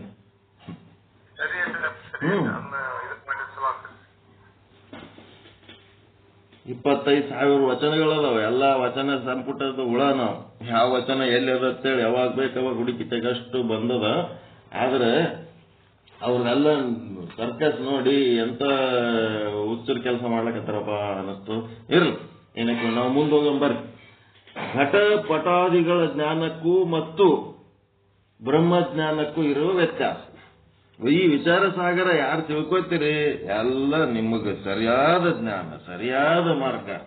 ಇಡೀ ಜಗತ್ತಿನೊಳಗೆ ಬ್ರಹ್ಮಜ್ಞಾನದ ವಿಷಯದಲ್ಲಿ ಎಷ್ಟು ಜನ ಚಲೋ ದಾರಿ ಆಗ್ಯಾರ, ಎಷ್ಟು ಮಂದಿ ದಾರಿ ಬಿಟ್ಟಾರ ಎಲ್ಲ ಕಾಣಿಸ್ತದ. ಕತ್ತಲದಾಗ ಒಂದ್ ದೊಡ್ಡ ಬೆಳಕು ಹಾಕಿದಂಗ ಇದು. ಇದ್ರಾಗೇನು ಯಾರ್ದು ಸ್ವಾರ್ಥ ಇಲ್ಲ, ಯಾರ್ದು ಹೆಸರಿಲ್ಲ, ನಮ್ಮದಂತಿಲ್ಲ, ನಿಮ್ಮದಂತಿಲ್ಲ. ಸ್ವಚ್ಛವಾದಂತ ಒಂದು ಬಿಸ್ಲರಿ ವಾಟರ್, ಫಿಲ್ಟರ್ ವಾಟರ್ ಇದ್ದಂಗ ಅದ. ಫೌಂಡೇಶನ್ ತಿಮಿರಾದಿ ದೋಷರಹಿತವಾಗಿರುವಾಗ, ತಿಮಿರಾದಿ ದೋಷರಹಿತ. ತಿಮಿರ ಅಂದ್ರೆ ಏನು? ಕತ್ತಲು. ಕತ್ತಲು ಅಂದ್ರೇನು? ಕಾಣ್ಲಾರ್ದಂಗ ಆಗತ್ತ ತಿಮಿರ. ಕಾಣ್ಲಾರ್ದಾಗ ಹಂಗದೇನು ಎಷ್ಟು ರೀತಿಲಿಂದ ಆಗ್ತದಿದು?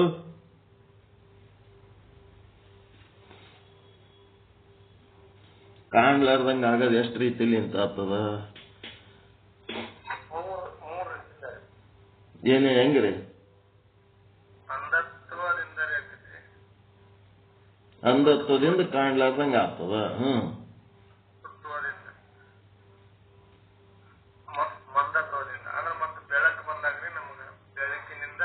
ಮಂದತ್ವದಿಂದ ಒಂದ್ ಸ್ವಲ್ಪ ಕಾಣ್ತದಲ್ಲ.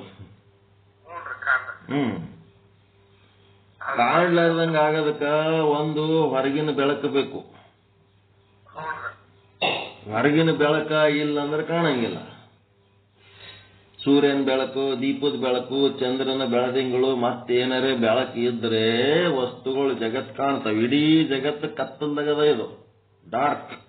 ಇಡೀ ಜಗತ್ತು ಕತ್ತಲ್ದಾಗದ. ಸೂರ್ಯನ ಬೆಳಕು ಇದ್ದುದಕ್ಕೆ ಅದು ಹಗಲತ್ ಬೆಳಕಿನಾಗ ಕಾಣ್ಲಕತ್ತದ. ಸೂರ್ಯ ಆದ್ನಂದ್ರೆ ಮತ್ತೆ ಕತ್ತಲ್ದಾಗೆ ಅದ ಇದು ಜಗತ್ತಿದು. ತಮೋ ಪ್ರಧಾನ ಪ್ರಕೃತಿ ಅಂತಾರೆ. ಇದು ಕತ್ತಲ್ದಾಗೆ ಅದ. ಇದು ಅಂಧೇರ ಕಾಯಂ ಆಯ್ ಕಾಯಂ ಅದ ಕತ್ತಲು. ಬೆಳಕು ಬಂದಾಗಿಟ್ಟು ಏನೋ ಕಾಣ್ತದೆ, ಬೆಳಕು ಹೋಯ್ತದೆ, ಮತ್ತೆ ಕತ್ತಲಕ್ಕೆ ಕುಂದಿರ್ತದೆ. ಇದು ಹೊರಗಿನ ಬೆಳಕು ಬೇಕು. ದೀಪದ ಬೆಳಕು ಅಥವಾ ಸೂರ್ಯನ ಬೆಳಕು, ಚಂದ್ರನ ಬೆಳದಿಂಗಳು, ಮತ್ತಿನ್ಯಾವುದೋ ಬೆಳಕು ಬೇಕಪ್ಪ, ಹೊರಗಿನ ಬೆಳಕು. ಮತ್ತಿನ್ನಿಷ್ಟು ಮಂದಿಗೆ ಏನದ ಜಗತ್ತಿನೊಳಗ ಹೊರಗಿನ ಬೆಳಕು ಇದ್ರೂ ಸಹಿತ ಒಳಗಿನ ಬೆಳಕು ಇರಲಾರ್ದವ್ರು ಅದ, ಕಣ್ಣು ಕಾಣ್ಲಾರ್ದವ್ರು ಅದ.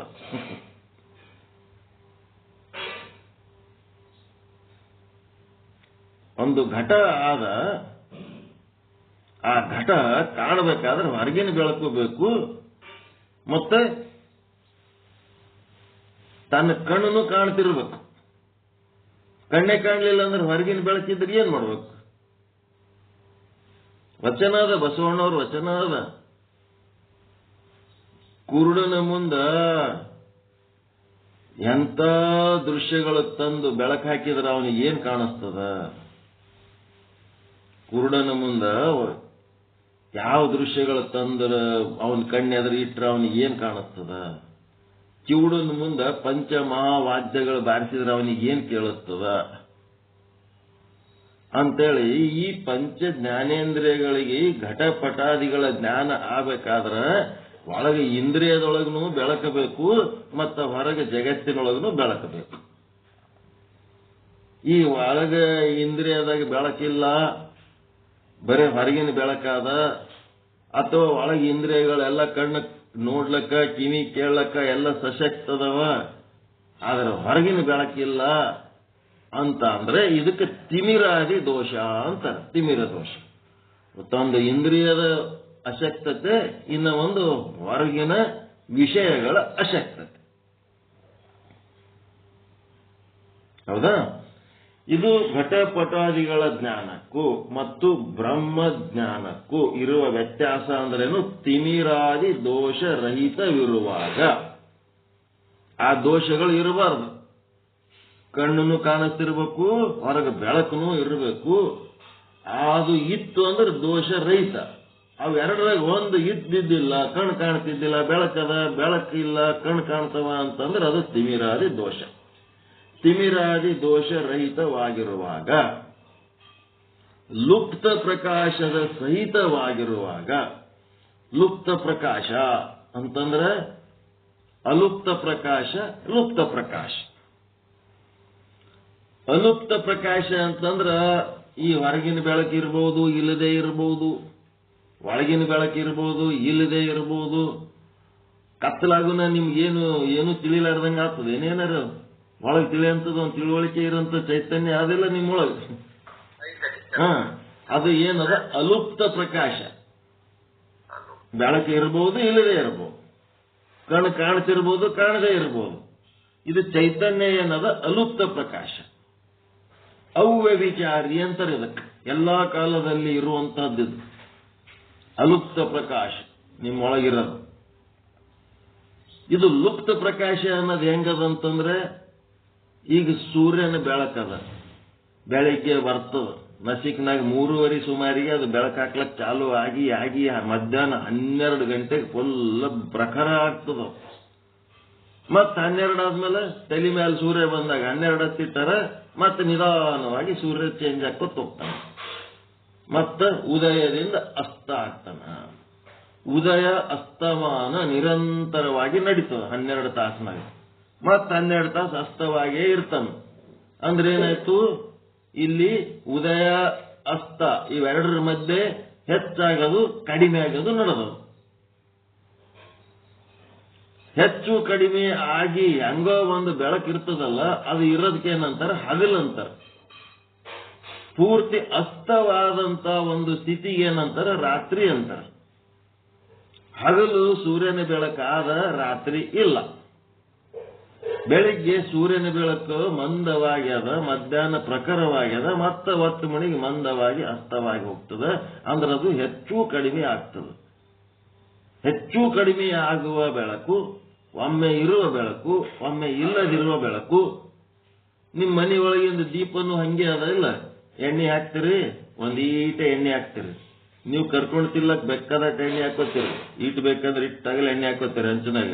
ಆದ್ರೆ ದೇವ್ರಿಗೆ ಹಾಕ ಒಂದ್ ಹನಿ ದೀಪ ಬತ್ತಿ ತೊಯ್ಬೇಕು, ಇನ್ನ ಒಂದ್ ಹನಿ ಇರ್ಬೇಕಟ್ಟೆ ಅಲ್ಲಿ. ಉಳಿದು ಎಣ್ಣೆ ಜಾಸ್ತಿ ಹಾಕಬಾರ್ದಲ್ಲ ದೇವ್ರಿಗೆ. ಅದು ಒಂದ್ ರೀತಿ ಸೇಫ್ಟಿ ಬಿಡ್ರಿ. ಯಾವ್ದಾರ ಊರಿಗೆ ಹೋಗೋ ಟೈಮ್ನೊಳಗ ಕೆಲವೊಂದು ಮನಿಯೊಳಗ ಇಲಿಗಳು ಬಹಳ ಡೇಂಜರ್ ಇರ್ತಾವ. ಆ ಬತ್ತಿ ಎಣ್ಣೆ ತಿತ್ತಾವ, ಎಣ್ಣೆ ತೊಯ್ಸಿದ್ ಬತ್ತಿ ತಿತ್ತಾವ. ಮೊದಲ ಕುಸುಬಿ ಎಣ್ಣೆ, ಶೇಂಗಾದ ಎಣ್ಣೆ ಪ್ಯೂರ್ ಇರ್ತಿತ್ತು.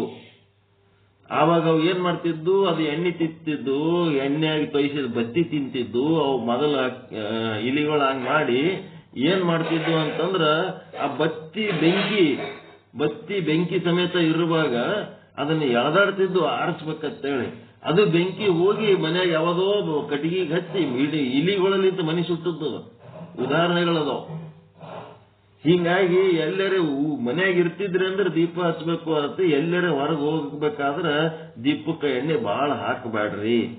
5 ನಿಮಿಷದ 10 ನಿಮಿಷದೊಳಗ ದೀಪ ಶಾಂತ ಆಯ್ತು ಅಂತಂದ್ರೆ ಮನೆ ಸುರಕ್ಷಿತ ಇರ್ತದ. ಅದ್ ಹಂಗೆ ಜಗ್ಗಿ ದೇವ್ರಿಗೆ ಹಾಕ್ಬೇಕಂತ ಹಾಕಿದ್ರಿ ಅಂದ್ರೆ ಅದನ್ನೂ ಒಂದು ಅನುಭವದ ಮಾತೆ, ಹಾಕ್ಬಾರ್ದು. ಆದ್ರೆ ಈಗಿನ ಎಣ್ಣೆ ಯಾವ ಇಲಿಗಳಿಗೂ ಬೇಕಾಗಿಲ್ಲ, ಯಾವ ಇರುಬಿಗಳಿಗೂ ಬೇಕಾಗಿಲ್ಲ. ಅವು ಬರಂಗೇ ಇಲ್ಲ, ಇರುಬಿನೂ ಬರಲ್ಲ, ಇಲಿನೂ ಬರಂಗಿಲ್ಲ. ಎಲ್ಲ ಕೆಮಿಕಲ್ಸ್ ಈಗಿನ ಎಣ್ಣೆ. ಸ್ವೀಟ್ಗಳು ಕೆಮಿಕಲ್ಸ್. ನೀವು ಸ್ವೀಟ್ ಮೊದಲು ಒಂದ್ ಸ್ವಲ್ಪ ಪೇಡ ಗೀಡ ಎಲ್ಲಾರು ತಂದಿಟ್ರಿ ಅಂದ್ರೆ ಇರುಬಿ ಬಂದೇ ಬಿಡ್ತಿದ್ದು. ಈಗ ಯಾವ ಓಪನ್ ಆಗಿಟ್ರು ಸಹಿತ ಯಾವ ಪ್ರಾಣಿಗಳು ತಿನ್ನಂಗಿಲ್ಲ. ಮನುಷ್ಯ ಒಬ್ಬನೇ ತಿಂತ, ನಾವೆಲ್ಲ ಪಾಯ್ಸನ್ಗಳು. ಅವ ತಿನ್ನ ಸ್ವೀಟ್ ಅಲ್ಲ, ಅವ ಉಣ್ಣ ಎಣ್ಣೆ ಅಲ್ಲ, ಅವ ಕುಡಿಯೋ ಹಾಲಲ್ಲ, ಎಲ್ಲ ಪಾಯ್ಸನ್. 25 ವರ್ಷಕ್ಕೆ ದೊಡ್ಡಕ್ಕೆ ಆಗ ಹುಡುಗಿ 12 ವರ್ಷಕ್ಕೆ ದೊಡ್ಡಕ್ಕೆ ಆಗ್ಲಕತ್ತಾಳ. 40 ವರ್ಷ 50 ವರ್ಷಕ್ಕೆ ತಲೆ ಬೆಳಗಾಗ ಹುಡುಗ ಏನಾಗಲಕತ್ತದ, 15 ವರ್ಷಕ್ಕೆ ತಲೆ ಬೆಳಗಾಗಲಕತ್ತದ, 25 ವರ್ಷಕ್ಕೆ ಅವನ ತಲೆ ಕೂದಲೆಗಳಂಗ ಆಗ್ಲಕತ್ತಾನ. ಯಾಕಂದ್ರೆ ಬರೀ ಪಾಯ್ಸನ್ ತಿಂದ ಬದುಕ್ಲಕತ್ತಾನಲ್ಲ. ಎಲ್ಲ ಹಾಲು ಹೈನು ಎಲ್ಲದ್ರೊಳಗೂ ಅವ್ರ ಸಾವಿಗೆ ಮನ್ಸತ್ತಿಲ್ಲ. ಯಾವುದು ನಿಮ್ಮ ಮನೆಯೊಳಗಿನ ಪದಾರ್ಥಗಳು ಇರ್ಬಿಗಳು ಯಾವ ಬರಂಗೇ ಇಲ್ಲ, ಅವು ತಿನ್ನಂಗೇ ಇಲ್ಲ. ನೀವು ಕುಲ್ಲ ಇಟ್ರು ತಿನ್ನಂಗಿಲ್ಲ. ಅವ್ ಪಕ್ಕ ಗೊತ್ತದ ಡಿಸೀಸ್ ಪಾಯ್ಸನ್ ಅಂತ. ಎಲ್ಲ ಹಾಳಾಗಿದೆ.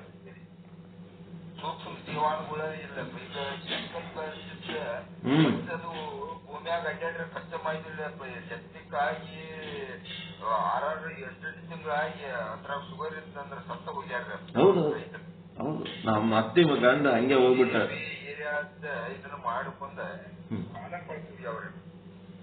ರುದ್ರಯ್ಯ ಸ್ವಾಮಿ ಇರತ್ತ, ನಮ್ಮ ಅಪ್ಪನ ಅಕ್ಕನ ಗಂಡ ಸುಮ್ನೆ ಒಂದ್ ಸಣ್ಣದ ಗಾಯ ಆದ್ರೆ ಹೋಗೇ ಬಿಟ್ರು.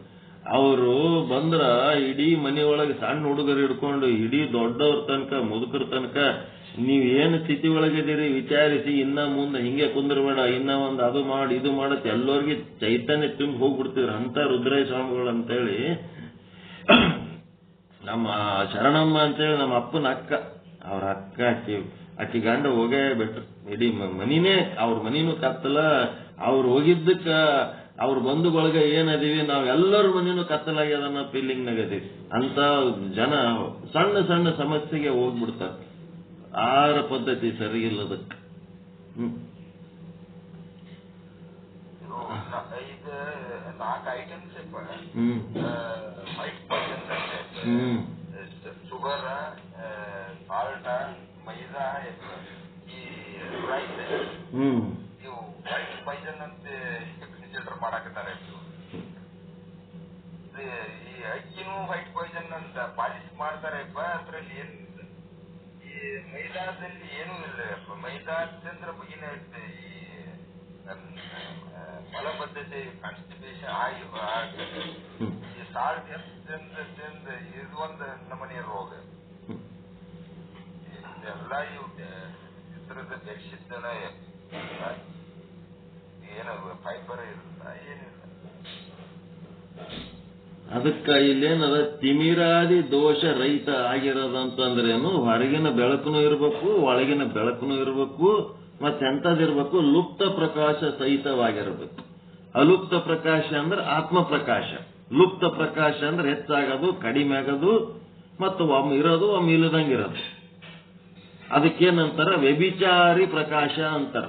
ವ್ಯಭಿಚಾರಿ ಪ್ರಕಾಶ ಅಂದ್ರೆ ಒಮ್ಮೆ ಇರೋದು ಒಮ್ಮೆ ಇಲ್ಲದಂಗಿರೋದು, ಒಮ್ಮೆ ಹೆಚ್ಚಾಗೋದು ಒಮ್ಮೆ ಕಡಿಮೆ ಆಗೋದು. ವ್ಯಭಿಚಾರ ಅಂತಾರಲ್ಲ.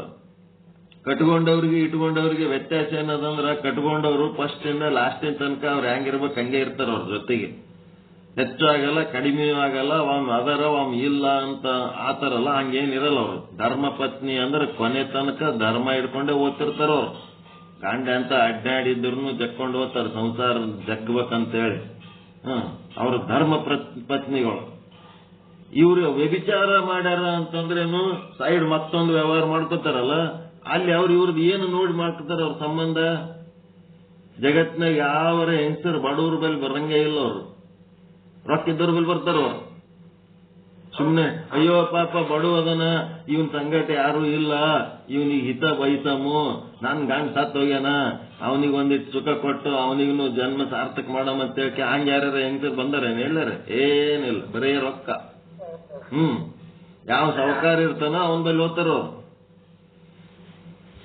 ಸಾವುಕಾರ ಬಲ್ಲಿ ರೊಕ್ಕ ಇದ್ದವ್ರ ಬಲ್ಲಿ ಓದ್ತಾರ. ರೊಕ್ಕ ಬೇಕಷ್ಟೇ. ರೊಕ್ಕ ಜಾಸ್ತಿ ಇದ್ರೆ ಜಾಸ್ತಿ ಪ್ರೀತಿ, ಕಡಿಮೆ ಇದ್ರೆ ಕಡಿಮೆ ಪ್ರೀತಿ. ರೊಕ್ಕ ಇರೋ ತನಕ ಜೊತೆಗಿದ್ದು ರೊಕ್ಕ ಇಲ್ಲ ಅಂದ್ರೆ ಕೈ ಬಿಟ್ಬಿಡ್ತಾರ. ಹೆಣ್ಮಕ್ಳದಾದ್ರೂ ಅಷ್ಟೇ. ಹಂಗೇನಾರ ಅವ್ರು ಹೆಚ್ಚು ಕಡಿಮೆ ಯಾರ್ಯಾರ ಉದ್ಧಾರ ಮಾಡ್ಬೇಕಂತ ಆದ್ರ ಅಂತಂದ್ರೆ ಅವ್ರ ಯೌವನ ಇರೋ ತನಕ ಅವ್ರ ಯೌವನವನ್ನ ಬಳಸ್ಕೊಂಡು ಅವ್ರ ಯೌವನ ಮುಗಿದು ಮುದುಕಿ ಆದ್ಮೇಲೆ ಎಲ್ಲರೂ ಹೋಗಿ ಅನಾಥಾಶ್ರಮದಾಗ ಹೋಗದ್ ಬಿಡ್ತಾರ. ಇಲ್ಲಿ ಭೋಗಕ್ಕೆ ಏನ್ ಬೇಕಷ್ಟೇ ಯೂಸ್ ಅಂಡ್ ಥ್ರೋ ಮಾಡೋ ಜಗತ್ತಿದು. ಅದಕ್ಕೇನದ ಇಲ್ಲಿ ಲುಪ್ತ ಪ್ರಕಾಶದ ಸಹಿತವಾಗಿ ಅಂತ ಒಂದು ಪ್ರಕಾಶವಾಗಿ ಜೀವರುಗಳಿಗೆ ಘಟಪಟಾದಿಗಳ ಜ್ಞಾನವಾಗುವಾಗ ಏನಾಗ್ತದ? ನಿಮ್ಗೆಲ್ಲ ಗೊತ್ತಿದ್ದದ್ದೇ ಅಲ್ಲ. ಏನೇನ್ ಕಂಡೀಷನ್ನು ಇವೆಲ್ಲಾನು ಇರ್ತಾವ. ನೀವು ಒಂದು ವಸ್ತು ಹಿಂಗ ನಿಮ್ ಎದುರಿರೋದು ಒಂದು ಮೊಬೈಲೋ ಪೆನ್ನೋ ಏನೋ ನೋಡ್ಬೇಕಾದ್ರ ಅಲ್ಲಿ ತಿಮಿರಾದಿ ದೋಷಗಳಿರಂಗಿಲ್ಲ. ನಿಮ್ ಕಣ್ಣು ಸರಿಯಾಗಿರ್ತದ, ಹೊರಗೆ ಬೆಳಕುನು ಇರ್ತದೆ. ಆ ಬೆಳಕು ಹೆಂಗಿರ್ತದ? ಲುಪ್ತ ಪ್ರಕಾಶ. ಹೆಚ್ಚು ಕಡಿಮೆ ಬೆಳಿಗ್ಗೆ ಇದ್ದಷ್ಟು ಪ್ರಕಾಶಮಯ ಈಗಿರಲ್ಲ, ಈಗಿದ್ದ ಪ್ರಕಾಶಮಯ ಹೊತ್ತು ಮುಣಿಗಿರಂಗಿಲ್ಲ. ಹಿಂಗ ಲುಪ್ತ ಪ್ರಕಾಶ ಸಹಿತವಾಗಿರುವಾಗ ಜೀವರುಗಳಿಗೆ ಘಟಪಟಾದಿಗಳ ಜ್ಞಾನವಾಗುವಾಗ ಅಂತಃಕರಣ ವೃತ್ತಿಯು ಇಂದ್ರಿಯ ಮೂಲಕ ಹೊರಗೆ ಹೋಗಿ, ಅಂತಃಕರಣ ವೃತ್ತಿ ಇಂದ್ರಿಯ ಮೂಲಕ ಹೊರಗೆ ಹೋಗಿ ಅವೇನದವಲ್ಲ ಪ್ರಮಾತ ಚೇತನ, ಪ್ರಮಾಣ ಚೇತನ, ಪ್ರಮಾಚೇತನ, ಹಿಂಗೆಲ್ಲದವಲ್ಲ. ಇವು ಏನತ್ತವ? ಇವೆಲ್ಲ ನಿಮ್ಗೆ ಗೊತ್ತಿದ್ದದ ಹೊರಗೆ ಹೋಗಿ ಅವುಗಳ ಆವರಣ ಭಂಗ ಮಾಡುತ್ತವೆ. ಅದೇನ್ ಮಾಡ್ತದ? ವೃತ್ತಿ ಹೋಗಿ ಆವರಣ ಭಂಗ ಮಾಡ್ತದ. ಆವರಣ ಭಂಗ ಮಾಡಿದಾಗ ಆಭಾಸ ಏನ್ ಮಾಡ್ತಾನ? ಅಯಾಮ್ ಘಟ ಅಂದ್ರೆ ಇದು ಘಟ ಆದ ಅಂತೇಳಿ ಗುರುತಿಸ್ತಾನ. ಇದೇನ್ ಗೊತ್ತಿಲ್ಲ, ನಿಮ್ಗೆ ಗೊತ್ತಿದ್ದದ್ದೇ. ಎಲ್ಲಿ ಯಾವ ಜೀವರಾಶಿಗಳಿಗೆ ಬ್ರಹ್ಮಜ್ಞಾನದ ಆತ್ಮರೂಪವಾಗುವುದೋ, ಘಟಪಟಾದಿಗಳ ಜ್ಞಾನ ಆಗ್ಬೇಕಾದ್ರೆ ಹಿಂಗ ಅಂತಃಕರಣ ವೃತ್ತಿ ಹೊರಗೆ ಹೋಗಿ ಅವೆಲ್ಲ ಆತವ. ಇದೆಲ್ಲ ನಿಮ್ಗೆ ಗೊತ್ತದ. ಈ ಬ್ರಹ್ಮಜ್ಞಾನದ ಆತ್ಮಜ್ಞಾನ ಆಗದು ಹೆಂಗಪ್ಪ ಅಂತಂದ್ರೆ, ಅಲ್ಲಿ ಜ್ಞಾನಕ್ಕೆ ವಿಷಯನಾಗಲ್ಪಟ್ಟ ಯಾವ ಆತ್ಮನಿರುವನೋ ಅವನ ಆವರಣ ಭಂಗ. ಘಟದ ಆವರಣ ಭಂಗ ವೃತ್ತಿ ಹೊರಗೆ ಹೋಗಿ ಆದ್ರೆ ಇಲ್ಲಿ ಆತ್ಮನಿಗೊಂದು ಆವರಣ ಅದಲ್ಲ, ಆ ಆವರಣ ಭಂಗ ಪರೋಕ್ಷ ಮತ್ತು ಅಪರೋಕ್ಷ ಬ್ರಹ್ಮಜ್ಞಾನದಿಂದ ಆಗುತ್ತದೆ. ಆವರಣ ಭಂಗ ಎದರಿಂದ ಆಗ್ತದ? ಅಂದ್ರೆ ಪರೋಕ್ಷ ಬ್ರಹ್ಮಜ್ಞಾನದಿಂದ ಮತ್ತು ಅಪರೋಕ್ಷ ಬ್ರಹ್ಮಜ್ಞಾನದಿಂದ ಆಗುತ್ತದೆ. ಘಟ ಪಟಾದಿಗಳ ಆವರಣ ಭಂಗ ಎದರಿಂದ ಆಗ್ತದ? ಸ್ಪಷ್ಟ ವಾಕ್ಯಗಳಲ್ಲಿ ಹೇಳಕತ್ತಾರ ಈಗ ಅವರು. ಘಟ ಪಟಾದಿಗಳು ನಮಗ ಹೊರ ಜಗತ್ತಿನ ವಸ್ತುಗಳು ನಮಗ ಕಾಣಬೇಕಾದ್ರೆ ಆವರಣ ಭಂಗ ಎದರಿಂದ ಆಗ್ತದ? ನಮ್ಮ ವೃತ್ತಿ ಹೊರಗ ಹೋಗಿ, ನೇತ್ರದ್ವಾರ ಹೊರಗೆ ಹೋಗಿ ಅದರ ಆಕಾರ ತಾಳದಾಗ ಅದರ ಆವರಣ ಭಂಗ ಆಗ್ತದ. ಅದು ಆವರಣ ಭಂಗವಾಗಬೇಕಾದ್ರೆ ಲುಪ್ತ ಪ್ರಕಾಶ ಇರಬೇಕು, ತಿಮಿರಾದಿ ದೋಷಗಳಿರಬಾರದು. ಈ ರೀತಿಯಾದಂತ ಒಂದು ಕಂಡೀಷನ್ ಒಳಗೆ ಅದು ಆಗ್ತದ. ಇಲ್ಲಿ ಬ್ರಹ್ಮಜ್ಞಾನದಾಗನು ಒಂದು ಆವರಣ. ಇಲ್ಲಿ ಏನ್ ತಿಳ್ಕೋಬೇಕು? ಬ್ರಹ್ಮನಿಗೆ ಮತ್ತು ಆತ್ಮಕ ಆವರಣ ಆದಂತ ತಿಳ್ಕೊಂಡಿರ ಏನು? ಇಲ್ಲಿ ಆವರಣ ಬೇರೆ. ಜಗತ್ತಿನ ವಸ್ತುಗಳು ಕತ್ತಲದಾಗಿದ್ದಾಗ ಕತ್ತಲ ಆ ವಸ್ತುಗಳನ್ನು ಆವರಿಸದ. ಆದ್ರೆ ಇಲ್ಲಿ ಆತ್ಮ ಮತ್ತು ಬ್ರಹ್ಮನಿಗೆ ಕತ್ತಲ ಆವರಿಸಿಲ್ಲ. ಇಲ್ಲಿ ಬ್ರಹ್ಮನಿಗೆ ಆತ್ಮನಿಗೆ ಆವರಣ ಅದ ಅಂತಂದ್ರ ಬ್ರಹ್ಮನ ಆವರಣ ಭಂಗ ಮಾಡೋದು, ಆತ್ಮದ ಆವರಣ ಭಂಗ ಮಾಡೋದು ಅಂತಂದ್ರೆ ಹೆಂಗದ ಅಂತಂದ್ರ, ಸೂರ್ಯನ ಮುಂದ ನಿಂತು ನೀವು ಸೂರ್ಯಗ ಆವರಣ ಆಗ್ಯದ ಅಂತ ಅನ್ಬೇಕಾದ್ರೆ ಏನಾಗ್ಯದ? ನಿಮ್ಮದೊಂದು ಬೊಟ್ಟು ತಗೊಂಡು ನಿಮ್ ಕಣ್ಣಿಗೆ ಹಿಡ್ಕೊಂಡಂಗದು ಆವರಣ. ಅದನ್ನ ತಿಳ್ಕೊಳ್ಳಂತ ಶಕ್ತಿ ನಿಮಗಿಲ್ಲ, ನಿಮ್ಮ ಕಣ್ಣು ತೆರೆದಿಲ್ಲ. ಅದಕ್ಕೆ ನಿಮಗೆ ಸೂರ್ಯ ಇಲ್ಲದಂಗಾಗ್ಯದ. ಸೂರ್ಯಗ ಆವರಣ ಆಗಿಲ್ಲ, ಬ್ರಹ್ಮಗ ಆವರಣ ಆಗಿಲ್ಲ, ಆತ್ಮಕ ಆವರಣ ಆಗಿಲ್ಲ. ಈಗ ಏನಾರೇ ಇದು ಹೇಳೋ ಟೈಮ್ನಾಗ ಕುತ್ತಿಗೆನ ಹಿಡಿದ್ಬಿಡ್ತಾರೆ. ನೀವೇನಾರೇ ಆತ್ಮದ ಆವರಣ ಭಂಗ ಮಾಡ್ಬೇಕಾದ್ರೆ ಹಿಂಗೇನಾರ ಅಂದ್ರಿ ಅಂತಂದ್ರ ಆವರಣ ಆತ್ಮಕ್ಕಿಲ್ಲ. ಆ ಆತ್ಮವನ್ನು ಅರಿಯಬೇಕೆಂಬ ಜೀವ ಏನದನ, ಆಭಾಸ ಅದನ, ಅವನಿಗೆ ಆವರಣ ಅದ, ಆತ್ಮಕ್ಕಿಲ್ಲ. ಈ ಆವರಣ ಜೀವನಲ್ಲಿರೋ ಆವರಣ ಕಳಿಬೇಕಾದ್ರೆ ಪರೋಕ್ಷ ಜ್ಞಾನ ಮತ್ತು ಅಪರೋಕ್ಷ ಜ್ಞಾನ. ಪರೋಕ್ಷ ಜ್ಞಾನ ಅಂತಂದ್ರೇನು? ಅಸತ್ವಪಾದಕ ಆವರಣ ನಿವೃತ್ತಿ ಮಾಡಿಕೊಂಡ್ರೆ ಬ್ರಹ್ಮ ಅದನ ಅಂತ ತಿಳ್ಕೊಳ್ಳೋದು. ಅಪರೋಕ್ಷ ಜ್ಞಾನ ಅಂತಂದ್ರೇನು? ಅವನ ಪಾದಕ ಆವರಣ ನಿವೃತ್ತಿ ಮಾಡಿಕೊಂಡ್ರೆ ಬ್ರಹ್ಮ ಬೇರೆ ಯಾರು ಅಲ್ಲ, ಅದು ನಾನೇ ಅದೀನಿ ಅನ್ನೋದು ಸ್ಪಷ್ಟ ವಾಕ್ಯಗಳಲ್ಲಿ ಬಿಡಿಸಿ ಹೇಳಕತ್ತಾರೆ. ಇದು ಏನು ಆಗ್ಲಕತ್ತದ? ಬ್ರಹ್ಮನೊಳಗೆ ಆಗ್ಲಕತ್ತದೋ ಏನು ಆಭಾಸನೊಳಗೆ ಆಗ್ಲಕತ್ತದ್ರಿ? ಇವೆಲ್ಲ ಆವರಣ ಭಂಗ. ಆವರಣ ಇಲ್ಲಿ ಬ್ರಹ್ಮನೊಳಗದವ, ನಮ್ಮೊಳಗದವ. ಆಭಾಸನೊಳಗದವ, ನಮ್ಮೊಳಗದವ. ಆದರೆ ಆತ್ಮನು ಆಭಾಸನಿಂದ ಪ್ರಕಾಶಿಸಲ್ಪಡುವುದಿಲ್ಲ. ಆತ್ಮನು ಸ್ವಯಂ ಪ್ರಕಾಶನಿದ್ದಾನೆ. ಇವನಿಂಗೆಲ್ಲ ಆವರಣ ಭಂಗ ಮಾಡ್ಕೊಂಡಾನ ಅಂತಂದ್ರ ಈ ಆಭಾಸನಿಗೆ ಆತ್ಮ ನಾನೇ ನೋಡಿದೆ ಅಂತ ಹೇಳೋ ಅಧಿಕಾರ ಇಲ್ಲ. ಯಾಕಂದ್ರೆ ಇವನಿಗೆ ಬರೀ ಜಡ ವಸ್ತುಗಳನ್ನ ನೋಡುವ ಅಧಿಕಾರ ಅಷ್ಟೇ ಅದ. ಇವ ಎರಡೂ ಆವರಣಗಳನ್ನ ಕಳ್ಕೊಂಡು ಪರಮ ಪರಿಶುದ್ಧ ಆದಾಗ, ಈಗ ಒಂದು ಕೊಡ ನೀರು ಬುಟ್ಟೆ ಅಥವಾ ಬೊಗಣೆ ನೀರಿಟ್ಟಿರಿ ಅಂತಂದ್ರ ಅದು ಬಗ್ಗಿಸಿದ್ರ ಅದ್ರೊಳಗಿನ ನೀರು ತಾನೇ ಬರ್ತದೋ ಏನು ನೀವೇನಾರ ಕರಿತೀರ ಅದಕ್ಕೆ ಬಾ ಬಾ?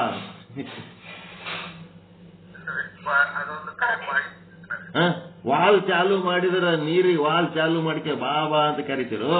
ನಿಮ್ಮ ಆವರಣಗಳನ್ನ ಭಂಗ ಮಾಡ್ಕೊಂಡ್ರೆ ವಾಲ್ ಚಾಲು ಮಾಡದಂಗ ಅಷ್ಟೇ, ನೀರ್ ತಾನೇ ಬರ್ತದ. ನಳ ಚಾಲು ಮಾಡಿದಂಗ ಅಷ್ಟೇ ಅದು ಆವರಣ ಭಂಗ ಮಾಡೋದಂದ್ರ. ನಮಗೆ ಆವರಣ. ನಿಮ್ ಮನ್ಯಾಗ ವಾಲ್ ಬಂದ್ ಮಾಡಿರಪ್ಪ, ಹೊರಗಿಂದ ಇದ್ರವ್ರು ನಳದವ್ರು ನೀರ್ ಬಿಟ್ಟಾರ, ನಿಮ್ ನಳಕ್ ನೀರ್ ಬಿಟ್ಟಾರ, ನೀವು ವಾಲ್ ಚಾಲು ಮಾಡಿಲ್ಲ ಅಷ್ಟೇ. ಪರೋಕ್ಷ ಜ್ಞಾನ ಅಪರೋಕ್ಷ ಜ್ಞಾನ ಏನದಲ್ಲ, ಇದು ಅಸತ್ವ ಪಾದಕ ಆವರಣ ಕಳ್ಕೊಂಡು ಪರೋಕ್ಷ ಜ್ಞಾನ ಮಾಡ್ಕೊಳ್ಳೋದು, ಅವಾನ ಪಾದಕ ಆವರಣ ಕಳ್ಕೊಂಡು ಅಪರೋಕ್ಷ ಜ್ಞಾನ ಮಾಡ್ಕೊಳ್ಳೋದು. ಇದು ಏನು ವಾಲ್ ಚಾಲು ಮಾಡಿದಂಗ. ವಾಲ್ ಚಾಲು ಮಾಡಿರಿ ಅಂತಂದ್ರ ನೀರು ನೀವು ಕರೆದಿರಿ ಅಂತ ಅಲ್ಲ, ಅತ್ತಾನೆ ಬರ್ತದೆ.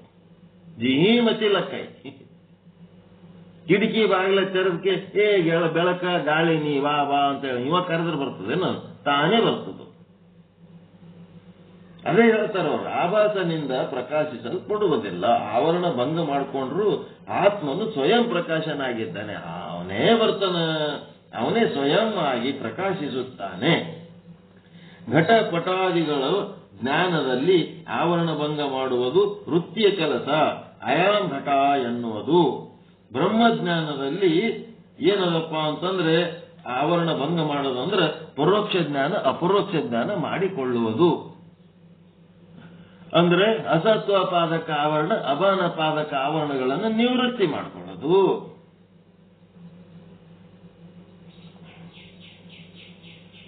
ಅಲ್ಲಿ ಚಿದಾಭಾಸಂದ ಏನು ಕೆಲಸ ಇಲ್ಲ. ಘಟಪಟಾದಿಗಳನ್ನು ಅರಿಯುವಲ್ಲಿ ಚಿದಾಭಾಸನ ಕೆಲಸ ಅದ. ಇಲ್ಲಿ ಚಿದಾಭಾಸಂದ ಏನು ಕೆಲಸ ಇಲ್ಲ. ಇಲ್ಲಿ ಚಿದಾಭಾಸ ಆವರಣ ಭಂಗ ಮಾಡ್ಕೊಳ್ಳೋದಷ್ಟೇ ಕೆಲಸ. ಅದು ಬೆಳಕು ಅವನ ಲೆಕ್ಕಕ್ಕೆ ತಾನೇ ಬಂದು ಬಿಡ್ತದ, ತಾನೇ ಬರ್ತದ.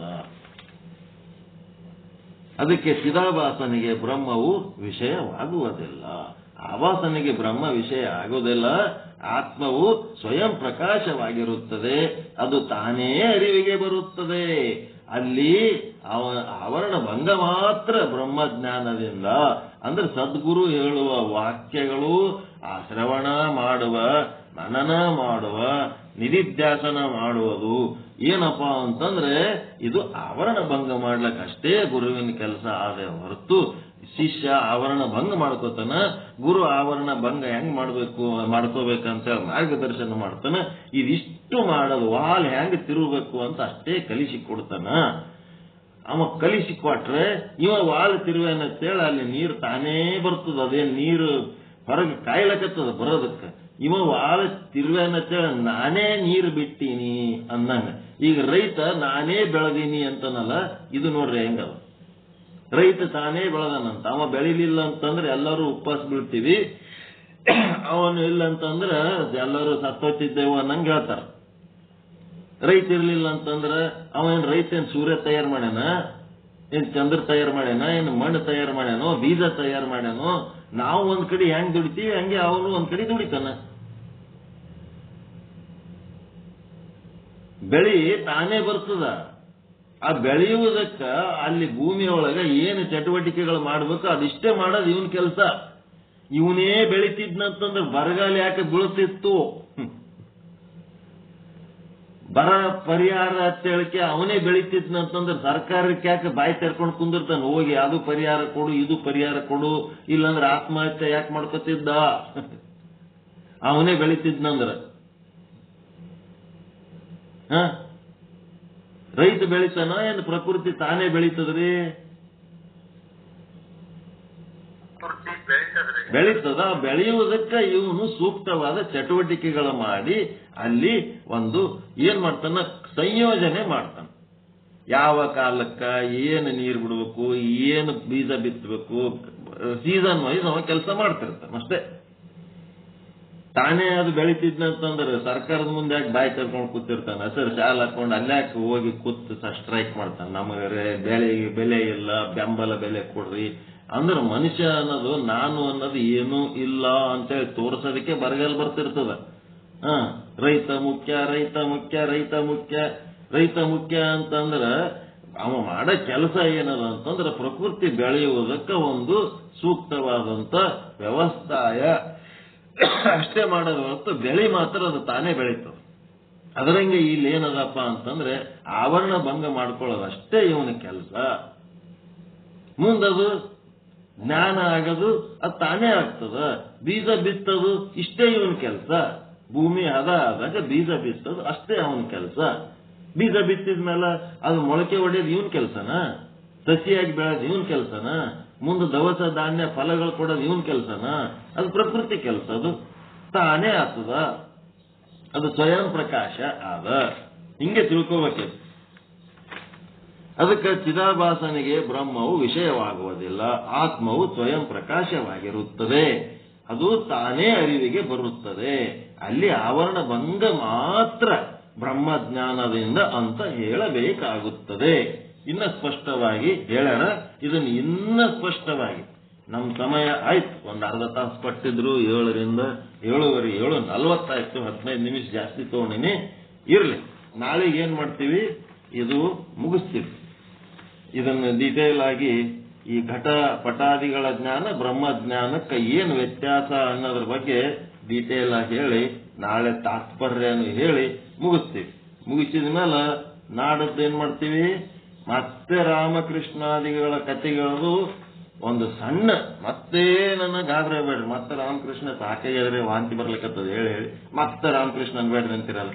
ಹಂಗೇನಿಲ್ಲ, ಒಂದ್ ಸ್ವಲ್ಪ ಏನ್ ಮಾಡ್ತೀವಿ, ಪುನರಾವರ್ತನೆ ಮಾಡಿ ಅದೆಲ್ಲ ಜ್ಞಾನ ಹೇಳಿ ಕೊನೆಗೆ ರಾಮಕೃಷ್ಣರ ಜಾಗಕ್ಕ ಬಸವಣ್ಣವ್ರು ತಂದಿಟ್ಟ ಮೇಲೆ ಅದು ನಿಮಗ್ ಪೂರ್ತಿ ಸಾರ್ಥಕ ಅನಿಸ್ಬಿಡ್ತು, ಸರಿಯಾಗಿ ತಿಳಿತು. ಹೌದಿಲ್ಲ?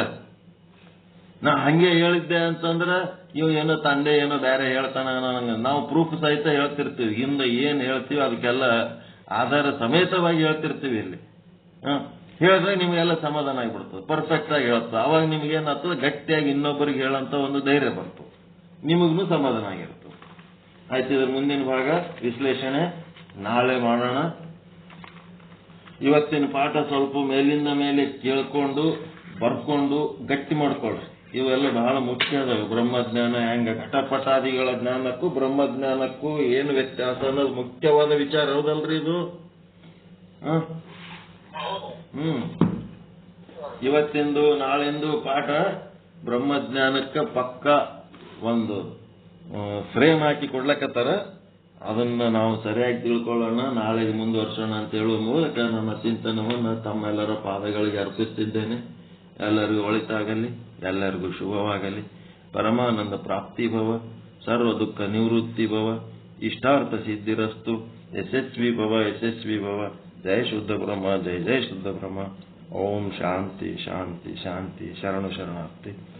ಎಲ್ಲರಿಗೂ ಒಳಿತಾಗಲಿ, ಎಲ್ಲರಿಗೂ ಶುಭವಾಗಲಿ. ಜಯ ಶುದ್ಧ. ಶ್ರೋತ್ರಿಯ ಬ್ರಹ್ಮನಿಷ್ಠ ಗುರುಗಳಾದ ಪರಮ ಪೂಜ್ಯ ಶರಣಬಸವ ಸ್ವಾಮೀಜಿಗಳು 2004ನೇ ತರಂಗದ 117ನೇ ಓದಲಿರ್ತಕ್ಕಂಥ ಸಾರಾಂಶವನ್ನ ಸವಿಸ್ತಾರವಾಗಿ ತಿಳಿಸಿದ್ದಾರೆ. ಅವರಿಗೆ ತುಂಬ ಹೃದಯ ಧನ್ಯವಾದ. ಚಲೋ ಮಾತಾಡ್ಲಿಕ್ಕೀರಲ್ರಿ ಕೊಟ್ರೆ ಅವರೇ? ಅದು ಕಲ್ಯಾಣ ಪೂರ್ವಗಳು ಬಿಡೋದು ಸಹ ನಮ್ಮನ್ನ ಮತ್ತೆ ಏನೋ ಮಾಡಿ ಕಲಿಬೇಕಂತ ನಾಗರತ್ನಮ್ಮ ಕಲ್ಯಾಣಪ್ಪ ಇಬ್ರು ಕೂಡಿ ಕಲ್ಲು ಕಟ್ಟಲಿಕ್ಕತ್ತಾರ ಎಲ್ಲರೂ. ಏನ್ ಮಾತಾಡಿದ್ರ? ನಾಳೆ ಮಾತಾಡ್ತೀನಿ ಸರ್, ಆಮೇಲೆ ಮಾತಾಡ್ತೀನಿ ಸರ್ ಅಂತ ಬರೀ ಇದೇ ಕೇಳಿವಿ. ನೀವು ಚಂದ ಮಾತಾಡ್ಲಕತ್ತೀರಲ್ಲ, ಖುಷಿ ಆಗ್ಲಕತ್ತ ನಿಮ್ ಧ್ವನಿ ಕೇಳಿ. ಓಕೆ, ಏನ್ ಮಾಡ್ತಾರೆ ಮುಂದೇನ್ ಮಾಡ್ರಿ. ಅವರು ಒಂದೊಂದ ಗಂಟೆ ಗುರುಗಳ ಸುಮ್ಮನೆ ಮಾಡ್ತೀನಿ. ಭಾರಿ ತಯಾರಿ ಮಾಡಿರಿ ಬಿಡ್ರಿ ಪೀಠ. ಜಂಗಮ ಕಳಿವಿಲ್ಲ, ತಾವರ ಕಳಿ ಉಂಟು ಅಂತ ನಾವು ಈ ಜಂಗಮ ಚೈತನ್ಯಗಳು ಏನದವ ಎಲ್ಲ ಚೈತನ್ಯ ಸ್ವರೂಪರಿಗೆ ನಾವು ಒಂದ್ ಯಾವ್ದಾರೆ ಪ್ಲಾಟ್ ತಗೊಂಡು ಗಾಡಿ ಕಟ್ಟಿ ಆಶ್ರಮ ಕಟ್ಟಿ ಮಾಡಿದ್ರ ಮುಂದೆ ಅಲ್ಲಿ ದೀಪೋತ್ಸವ ಸಿಕ್ಕಿಲ್ಲ. ನಿಶ್ಚಲ್ದಾಸರ ಆಶ್ರಮನೇ ಅಲ್ಲಿ ರಾಜಸ್ಥಾನ ಇದ್ರಾಗ ಹರಿಯಾಣದಾಗ ಯಾರು ಇಲ್ಲ, ಕೀಲಿ ಹಾಕಿಬಿಟ್ರ. ಈಗ ನೀವು ಇದೇ ರೀತಿ 4 ಜನರಿಗೆ ಕರ್ಕೊಂಡು ಹೇಳ್ಕೊತ ಹೋಗ್ಬಿಟ್ರಿ ಅಂದ್ರೆ ಈ ಜ್ಞಾನ ಕಂಟಿನ್ಯೂ ಆಗ್ತದ. ಆದ್ರೆ ಬಿಲ್ಡಿಂಗ್ ನಾಗ ಹೋಗಿ ದೀಪ ಹಚ್ಚೋರು ಯಾರು ಇರ್ಲಾರ್ದಂಗ ಆಗ್ತದ. ಇದು ನಿಶ್ಚಲ್ದಾಸರ ನಿಜವಾದ ಜ್ಞಾನ ಜ್ಯೋತಿ. ಇದು ಅರಿವಿನ ಜ್ಯೋತಿ ಏನದ, ಇದಕ್ಕೆ ಅಂತಾರ ಜಂಗಮ ಕಳಿವಿಲ್ಲ ಅಂತಂದ್ರೆ. ಜಂಗಮ ಅಂತಂದ್ರೆ ಚೈತನ್ಯ.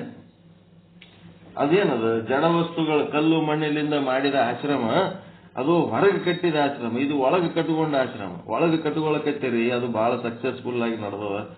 ನೋಡಿದ್ರೆ ಖುಷಿ ಆಗ್ತದೆ. ಇಂಥದ್ದು ಒಂದು ನಾನು ತಾಯದ್ರಾಗೆ ಒಂದು ಇಂಥದ್ದು ಕಾಣಬೇಕಾಗಿತ್ತು. ನನಗೆ ಜಂಗಮ ಆಶ್ರಮ ಕಾಣಬೇಕಾಗಿತ್ತು, ಕಂಡೆವು.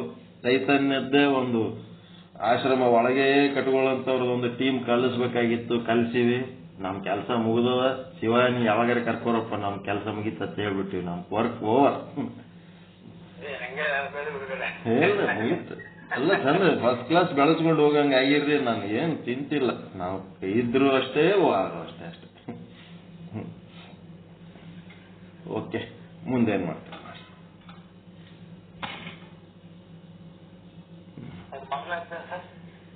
ಇವ್ರು ಗುರುಗಳು ಹೇಳೋರದಾರಲ್ರಿ, ಅವ್ರದ ಬಿಟ್ಟಿಕೆ ನಾವು ಮಾಡಿ ಮತ್ ಪಾಪ ಹತ್ತದ.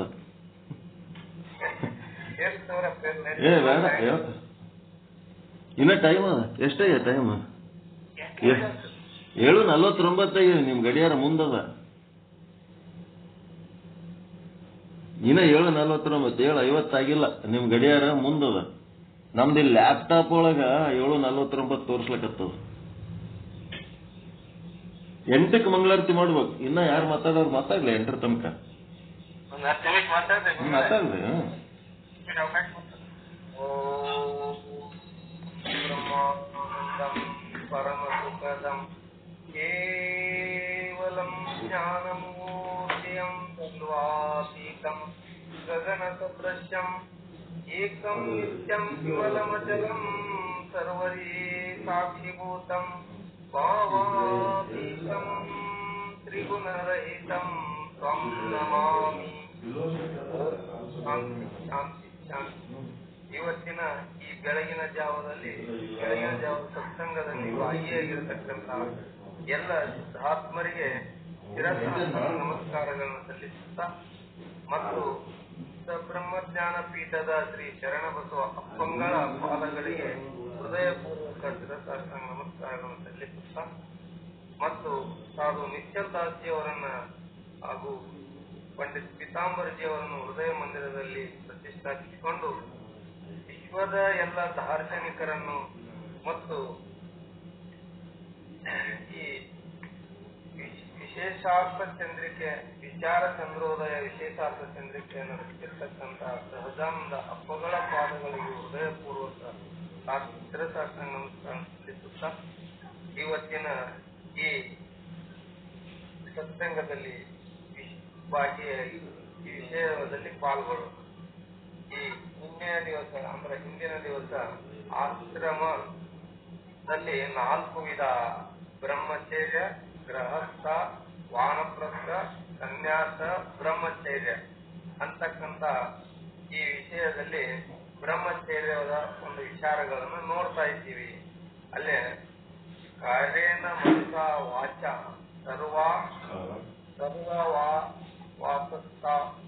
ವಾಸಸ್ಸು ಸರ್ವದಾ ಸರ್ವತ್ರ ಮೈಥುನ ತ್ಯಾಗಂ ಬ್ರಹ್ಮಚರ್ಯ ಪ್ರತ್ಯಕ್ಷತೆ ಅಂತಕ್ಕಂಥ ನುಡಿಯನ್ನ ನಾವು ಹೇಳ್ತಾ ಇದ್ದೀವಿ.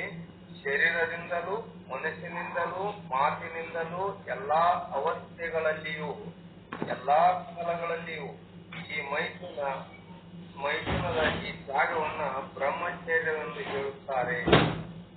ಈ ವಿಚಾರವನ್ನ ತಿಳಿದುಕೊಂಡಿದ್ದೀವಿ. ಅಷ್ಟಾಂಗ ಮೈಥುನ ವರ್ಜನಂ ಬ್ರಹ್ಮಚರ್ಯ. ಅನುರಾಗ ಪೂರ್ವಕ ಸ್ತ್ರೀಯರನ್ನ ನೋಡದಿರುವುದು, ಸ್ತ್ರೀಯರನ್ನ ನೋಡುವ ಮೈಥುನ ವರ್ಜನ.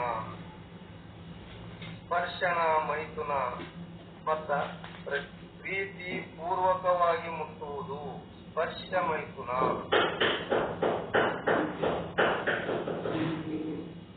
ಪೂರ್ವಕ ಪರಿಹಾಸ ಮಾಡುವುದು ಉತ್ತಮ ಮೈಥುನ. ವಿಶೇಷ ಆಸಕ್ತಿಯಿಂದ ಸ್ತ್ರೀ ಸೌಂದರ್ಯವನ್ನು ವರ್ಣನೆ ಮಾಡುವುದು ಇದು ಕೀರ್ತನ ಮೈಥುನ. ಗುಹ್ಯ ಭಾಷಣ ಅಂದ್ರೆ ಗುಪ್ತವಾಗಿ ಏಕಾಂತದಲ್ಲಿ ಸ್ತ್ರೀಯರೊಡನೆ ಸಂಭಾಷಣೆ ಮಾಡುವುದು. 6ನೇದ್ದು ಸಂಕಲ್ಪ ಮೈಥುನ ಅಂದ್ರೆ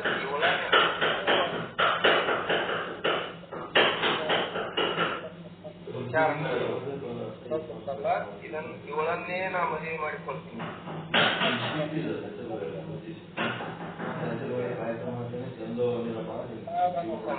ಮೈಥುನ ಅಂದ್ರೆ ಇವಳೊಡನೆ ಸಂಭೋಗ ಮಾಡುವೆನೆಂಬ ಸಂಕಲ್ಪ.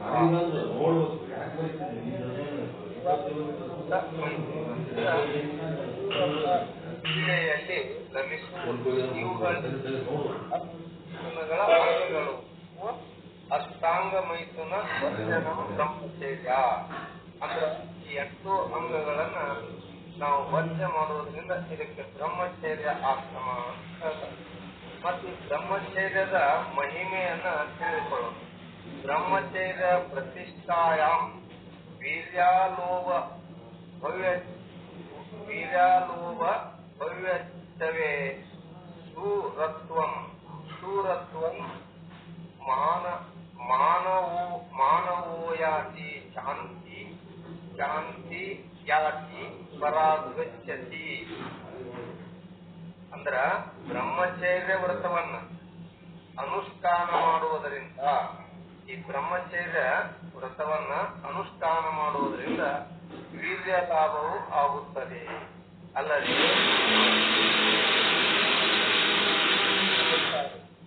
ಮತ್ತು ಕೊನೆಗೆ ಶ್ರೇಷ್ಠವಾದ ಗತಿಯನ್ನು ಹೊಂದುತ್ತಾನೆ. ಈ ಮಾನವ ಬ್ರಹ್ಮಚರ್ಯವನ್ನು ಕಾಪಾಡಿಕೊಳ್ಳುವುದರಿಂದ, ಬ್ರಹ್ಮಚರ್ಯದ ವ್ರತವನ್ನು ಆಚರಿಸುವುದರಿಂದ ದೇವತ್ವವನ್ನ ಪಡೆದುಕೊಳ್ಳುತ್ತಾನೆ, ಗತಿಯನ್ನು ಹೊಂದುತ್ತಾನೆ. ಚಿರಾಯುಷ ಸುಸಂಸ್ಥಾನ ಆ ದೃಢ ಸಂಹನನ ನರ ತೇಜಸ್ವಿನೋ ಮಹಾವೀರ್ಯ ಭವೇಯುರ್ ಬ್ರಹ್ಮಚರ್ಯಯುತ ಅಂತೇಳಿ ದೀರ್ಘ ಆಯುಷ್ಯವುಳ್ಳವರು. ಬ್ರಹ್ಮಚರ್ಯದ ಅನುಷ್ಠಾನದಿಂದ ಮನುಷ್ಯರು ದೀರ್ಘ ಆಯುಷ್ಯವುಳ್ಳವರು, ಸುಂದರ ರೂಪವುಳ್ಳವರು, ದೃಢವಾದ ಶರೀರವುಳ್ಳವರು, ಅತ್ಯಂತ ತೇಜಸ್ವಿಗಳು ಮತ್ತು ಮಹಾಶೂರರು ಆಗಿರುತ್ತಾರೆ. ಬ್ರಹ್ಮಚರ್ಯವನ್ನು ಪಾಲಿಸಿದವರು, ಬ್ರಹ್ಮಚರ್ಯವಂತವರು, ಅನುಷ್ಠಾನವನ್ನು ಮಾಡಿದ್ರು ಅವರು ಏನಾಗಿರ್ತಾರೆ? ಆಯುಷ್ಯನೂ ವೃದ್ಧಿಯಾಗಿರ್ತದ, ಮತ್ತವರು ಶೂರರು ಆಗಿರ್ತಾರೆ, ದೃಢಕಾಯದವರಾಗಿರ್ತಾರೆ, ಮತ್ತವರು ತೇಜಸ್ವಿಗಳಾಗಿರ್ತಾರೆ, ಅವರು ಮಹಾಶೂರರಾಗಿರುತ್ತಾರೆ. ಶ್ರೀಮಂತರು ಪರಮಾನುಭವ ಬೋಧ ಸಂಧಿಯಲ್ಲಿ 5ನೇ ಸೂತ್ರದಲ್ಲಿ ಬ್ರಹ್ಮಚರ್ಯದ ಬಗ್ಗೆ ಬಹಳ ಒಳ್ಳೆಯವಾಗಿ ತಿಳಿಸಿದ್ದಾರೆ. ಇನ್ನೂ ಒಂದು ಹೋಗಿದೆ, ಅದನ್ನ ನಾಳೆಯ ದಿವಸ ಅಂದ್ರ ಭುವನದೋಳುಳ್ಳ ಸ್ತ್ರೀ ನೀವದಳಂತು ಸಂಗವ ನೊಲ್ಲದಿರುತ್ತಿರಲು ತಾನೇ ಯುವತಿ ನೀನರಿ ಬ್ರಹ್ಮಚರ್ಯವೆನಿಪುದು ಸಾಧ್ಯವೇ ಸಾಮಾನ್ಯ ಜನಕ್ಕಿದು ಅಂತಕ್ಕಂಥ ಈ ಒಂದು ನುಡಿಯನ್ನ ನಾಳಿನ ದಿವಸ ತಿಳಿದುಕೊಳ್ಳೋಣ ಅಂತ ಹೇಳ್ತಾ ಈ 2 ಮಾತುಗಳನ್ನ ಗುರುವಿನ ಪಾದಕ್ಕೆ ಅರ್ಪಣೆ ಮಾಡಿ ನನ್ನ 2 ಮಾತುಗಳಿಗೆ ವಿರಾಮ ಇಡ್ತೀನಿ. ಓಂ ಶಾಂತಿ ಶಾಂತಿ ಶಾಂತಿ. ಬ್ರಹ್ಮನಿಷ್ಠ ಗುರುಗಳಾದ ಪ್ರಕಾಶ್ ಬಿ ಕುಡಿಕೇರಿ ಅವರು ವಿಚಾರ ಚಂದ್ರೋದಯ ವಿಶೇಷಾರ್ಥ ಚಂದ್ರಿಕೆಯಲ್ಲಿ ಬ್ರಹ್ಮಚರ್ಯದ ವ್ರತವನ್ನ ಹೇಗೆ ಪಾಲನೆ ಮಾಡಬೇಕು ಅನ್ನೋದ್ರ ಬಗ್ಗೆ ಸವಿಸ್ತಾರವಾಗಿ ಹೇಳ್ತಾರೆ. ಅವರಿಗೆ ತುಂಬ ಧನ್ಯವಾದಗಳು. ಈಗ ಮಂಗಲ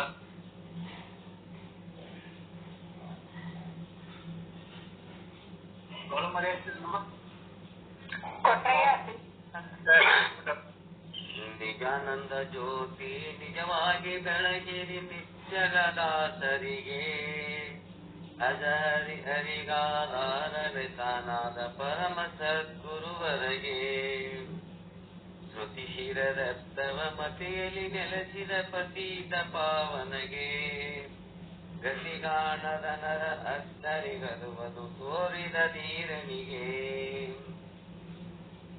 ಕಲೋಕ್ತಿಗಳನ್ನು ಕಟುವಾಗಿ ಟೀಕಿಸಿದವನು ಬೋಧಿಪಗೆ ದರ್ಶನದ ಸಾರವ ಮೀರಿದ ಯುಕ್ತಿ ಪ್ರಕಾಶನಿಗೆ ಅತ್ತಿತ್ತಗಲದ ಮತ್ತೊಂದಲ್ಲದ ತತ್ವವ ತಿಳಿಸಿದವಗೆ ವೃತ್ತಿ ಪ್ರಭಾಕರ ಕೃತಿಯನ್ನು ರಚಿಸಿದ ಪರತರ ಪಂಡಿತಗೆ ವಿಚಾರ ಸಾಗರ ಕರುಣಿಸಿ ಪರಿಭವ ಬಾಧೆಯ ಕೆಡಿಸಿದವಗೆ ಅಚಲಾದ್ವಯ ನಿಜ ನಿರುಪಮ ನಿರ್ಗುಣ ಪರಮಾಸಾಗರಿಗೆ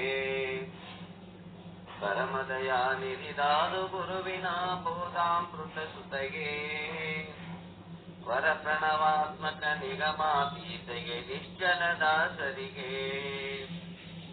ನಿಶ್ಚಲ ದಾಸರ ಕೃತಿಯನ್ನು ಅರಿವಿದ ಗುರು ಶಿವಾನಂದರಿಗೆ ನಿಶ್ಚಿಂತವಾಗಿ ನಿಜವನ್ನು ಹೊಂದಿರ ಗುರುನಾಥ ನಿಮ್ಮಡಿಗೆ ನಿಶ್ಚಿಂತವಾಗಿ ನಿಜವನ್ನು ಹೊಂದಿದ ಗುರುನಾಥ ನಿಮ್ಮಡಿಗೆ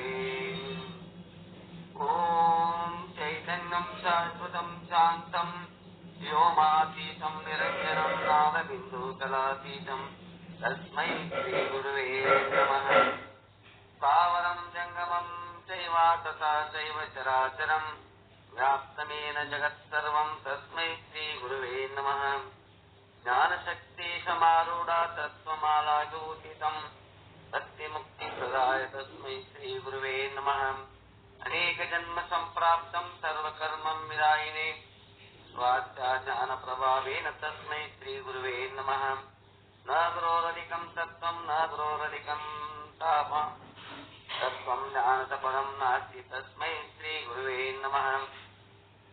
ಜಗನ್ನಾಥ ಶ್ರೀ ಜಗನ್ನಾಥೋ ಮದ್ಗುರು ಶ್ರೀ ಗುರುವೇ ನಮಃ. ಮಮಾತ್ಮ ಸರ್ವಭೂತಾತ್ಮ ತಸ್ಮೈ ಶ್ರೀ ಗುರುವೇ ನಮಃ. ಜ್ಞಾನಮೂಲಂ ಗುರುಮೂರ್ತಿ ಪೂಜಾಮೂಲಂ ಗುರುಪಾದಂ ಮಂತ್ರಮೂಲಂ ಗುರುವಾಕ್ಯಂ ಮೋಕ್ಷಮೂಲಂ ಗುರುಕೃಪಾ ಗುರುರಾಧೇರನಾಶ್ರಿತ ಗುರು ಪರಮದೈವತಂ ಗುರು ಪರಶರಂ ನಾಸ್ತಿ ತಸ್ಮೈ ಶ್ರೀ ಗುರುವೇ ನಮಃ. ಓಂ ಸಹನಾವವತು ಸಹನೌ ಭುನಕ್ತು ಗಾವೀರಂ ಕರವಾವಹೈ ತೇಜಸ್ವಿನಾವಧೀತಮಸ್ತು ಮಾ ವಿದ್ವಿಷಾವಹೈ. ಓಂ ಶಾಂತಿ ಶಾಂತಿ ಶಾಂತಿ. ಓಂ ಪೂರ್ಣಮದಃ ಪೂರ್ಣಮಿದಂ ಪೂರ್ಣಾತ್ ಪೂರ್ಣಮುದಚ್ಯತೆ ಪೂರ್ಣಶ್ಚ ಪೂರ್ಣಮಾದಾಯ ಪೂರ್ಣಮೇವಾವಶಿಷ್ಯತೆ. ಓಂ ಶಾಂತಿ ಶಾಂತಿ ಶಾಂತಿ.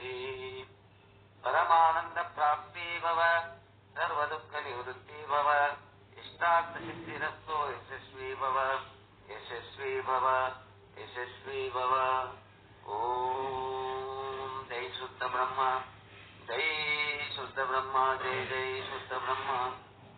ಎಲ್ಲರಿಗೂ ಮಹಾತ್ಮರಿಗೂ ಶರಣ ಶರಣಾರ್ಥಿ. ಎಲ್ಲರಿಗೂ ಎಲ್ಲರಿಗೂ ಶರಣಾರ್ಥಿಗಳು. ಎಲ್ಲ ಗುರುಗಳಿಗೂ ಶರಣು ಶರಣಾರ್ಥಿಗಳು. ಹತ್ತನೇ ಪಾಳೆ ಟಿಕೆಟ್ ಮುಂದೆ ಕೊಟ್ಬಿಡ್ರಿ. ಎಲ್ಲ ಗೊತ್ತಾಗ್ಲಿ. ಕಬ್ಬಿಗಳು ಆಮೇಲೆ ಚಿಕ್ಕಡಿಯೋದು ಮತ್ತೆ ಪಟ್ಲ ಆಮೇಲೆ ಟಿಕೆಟ್.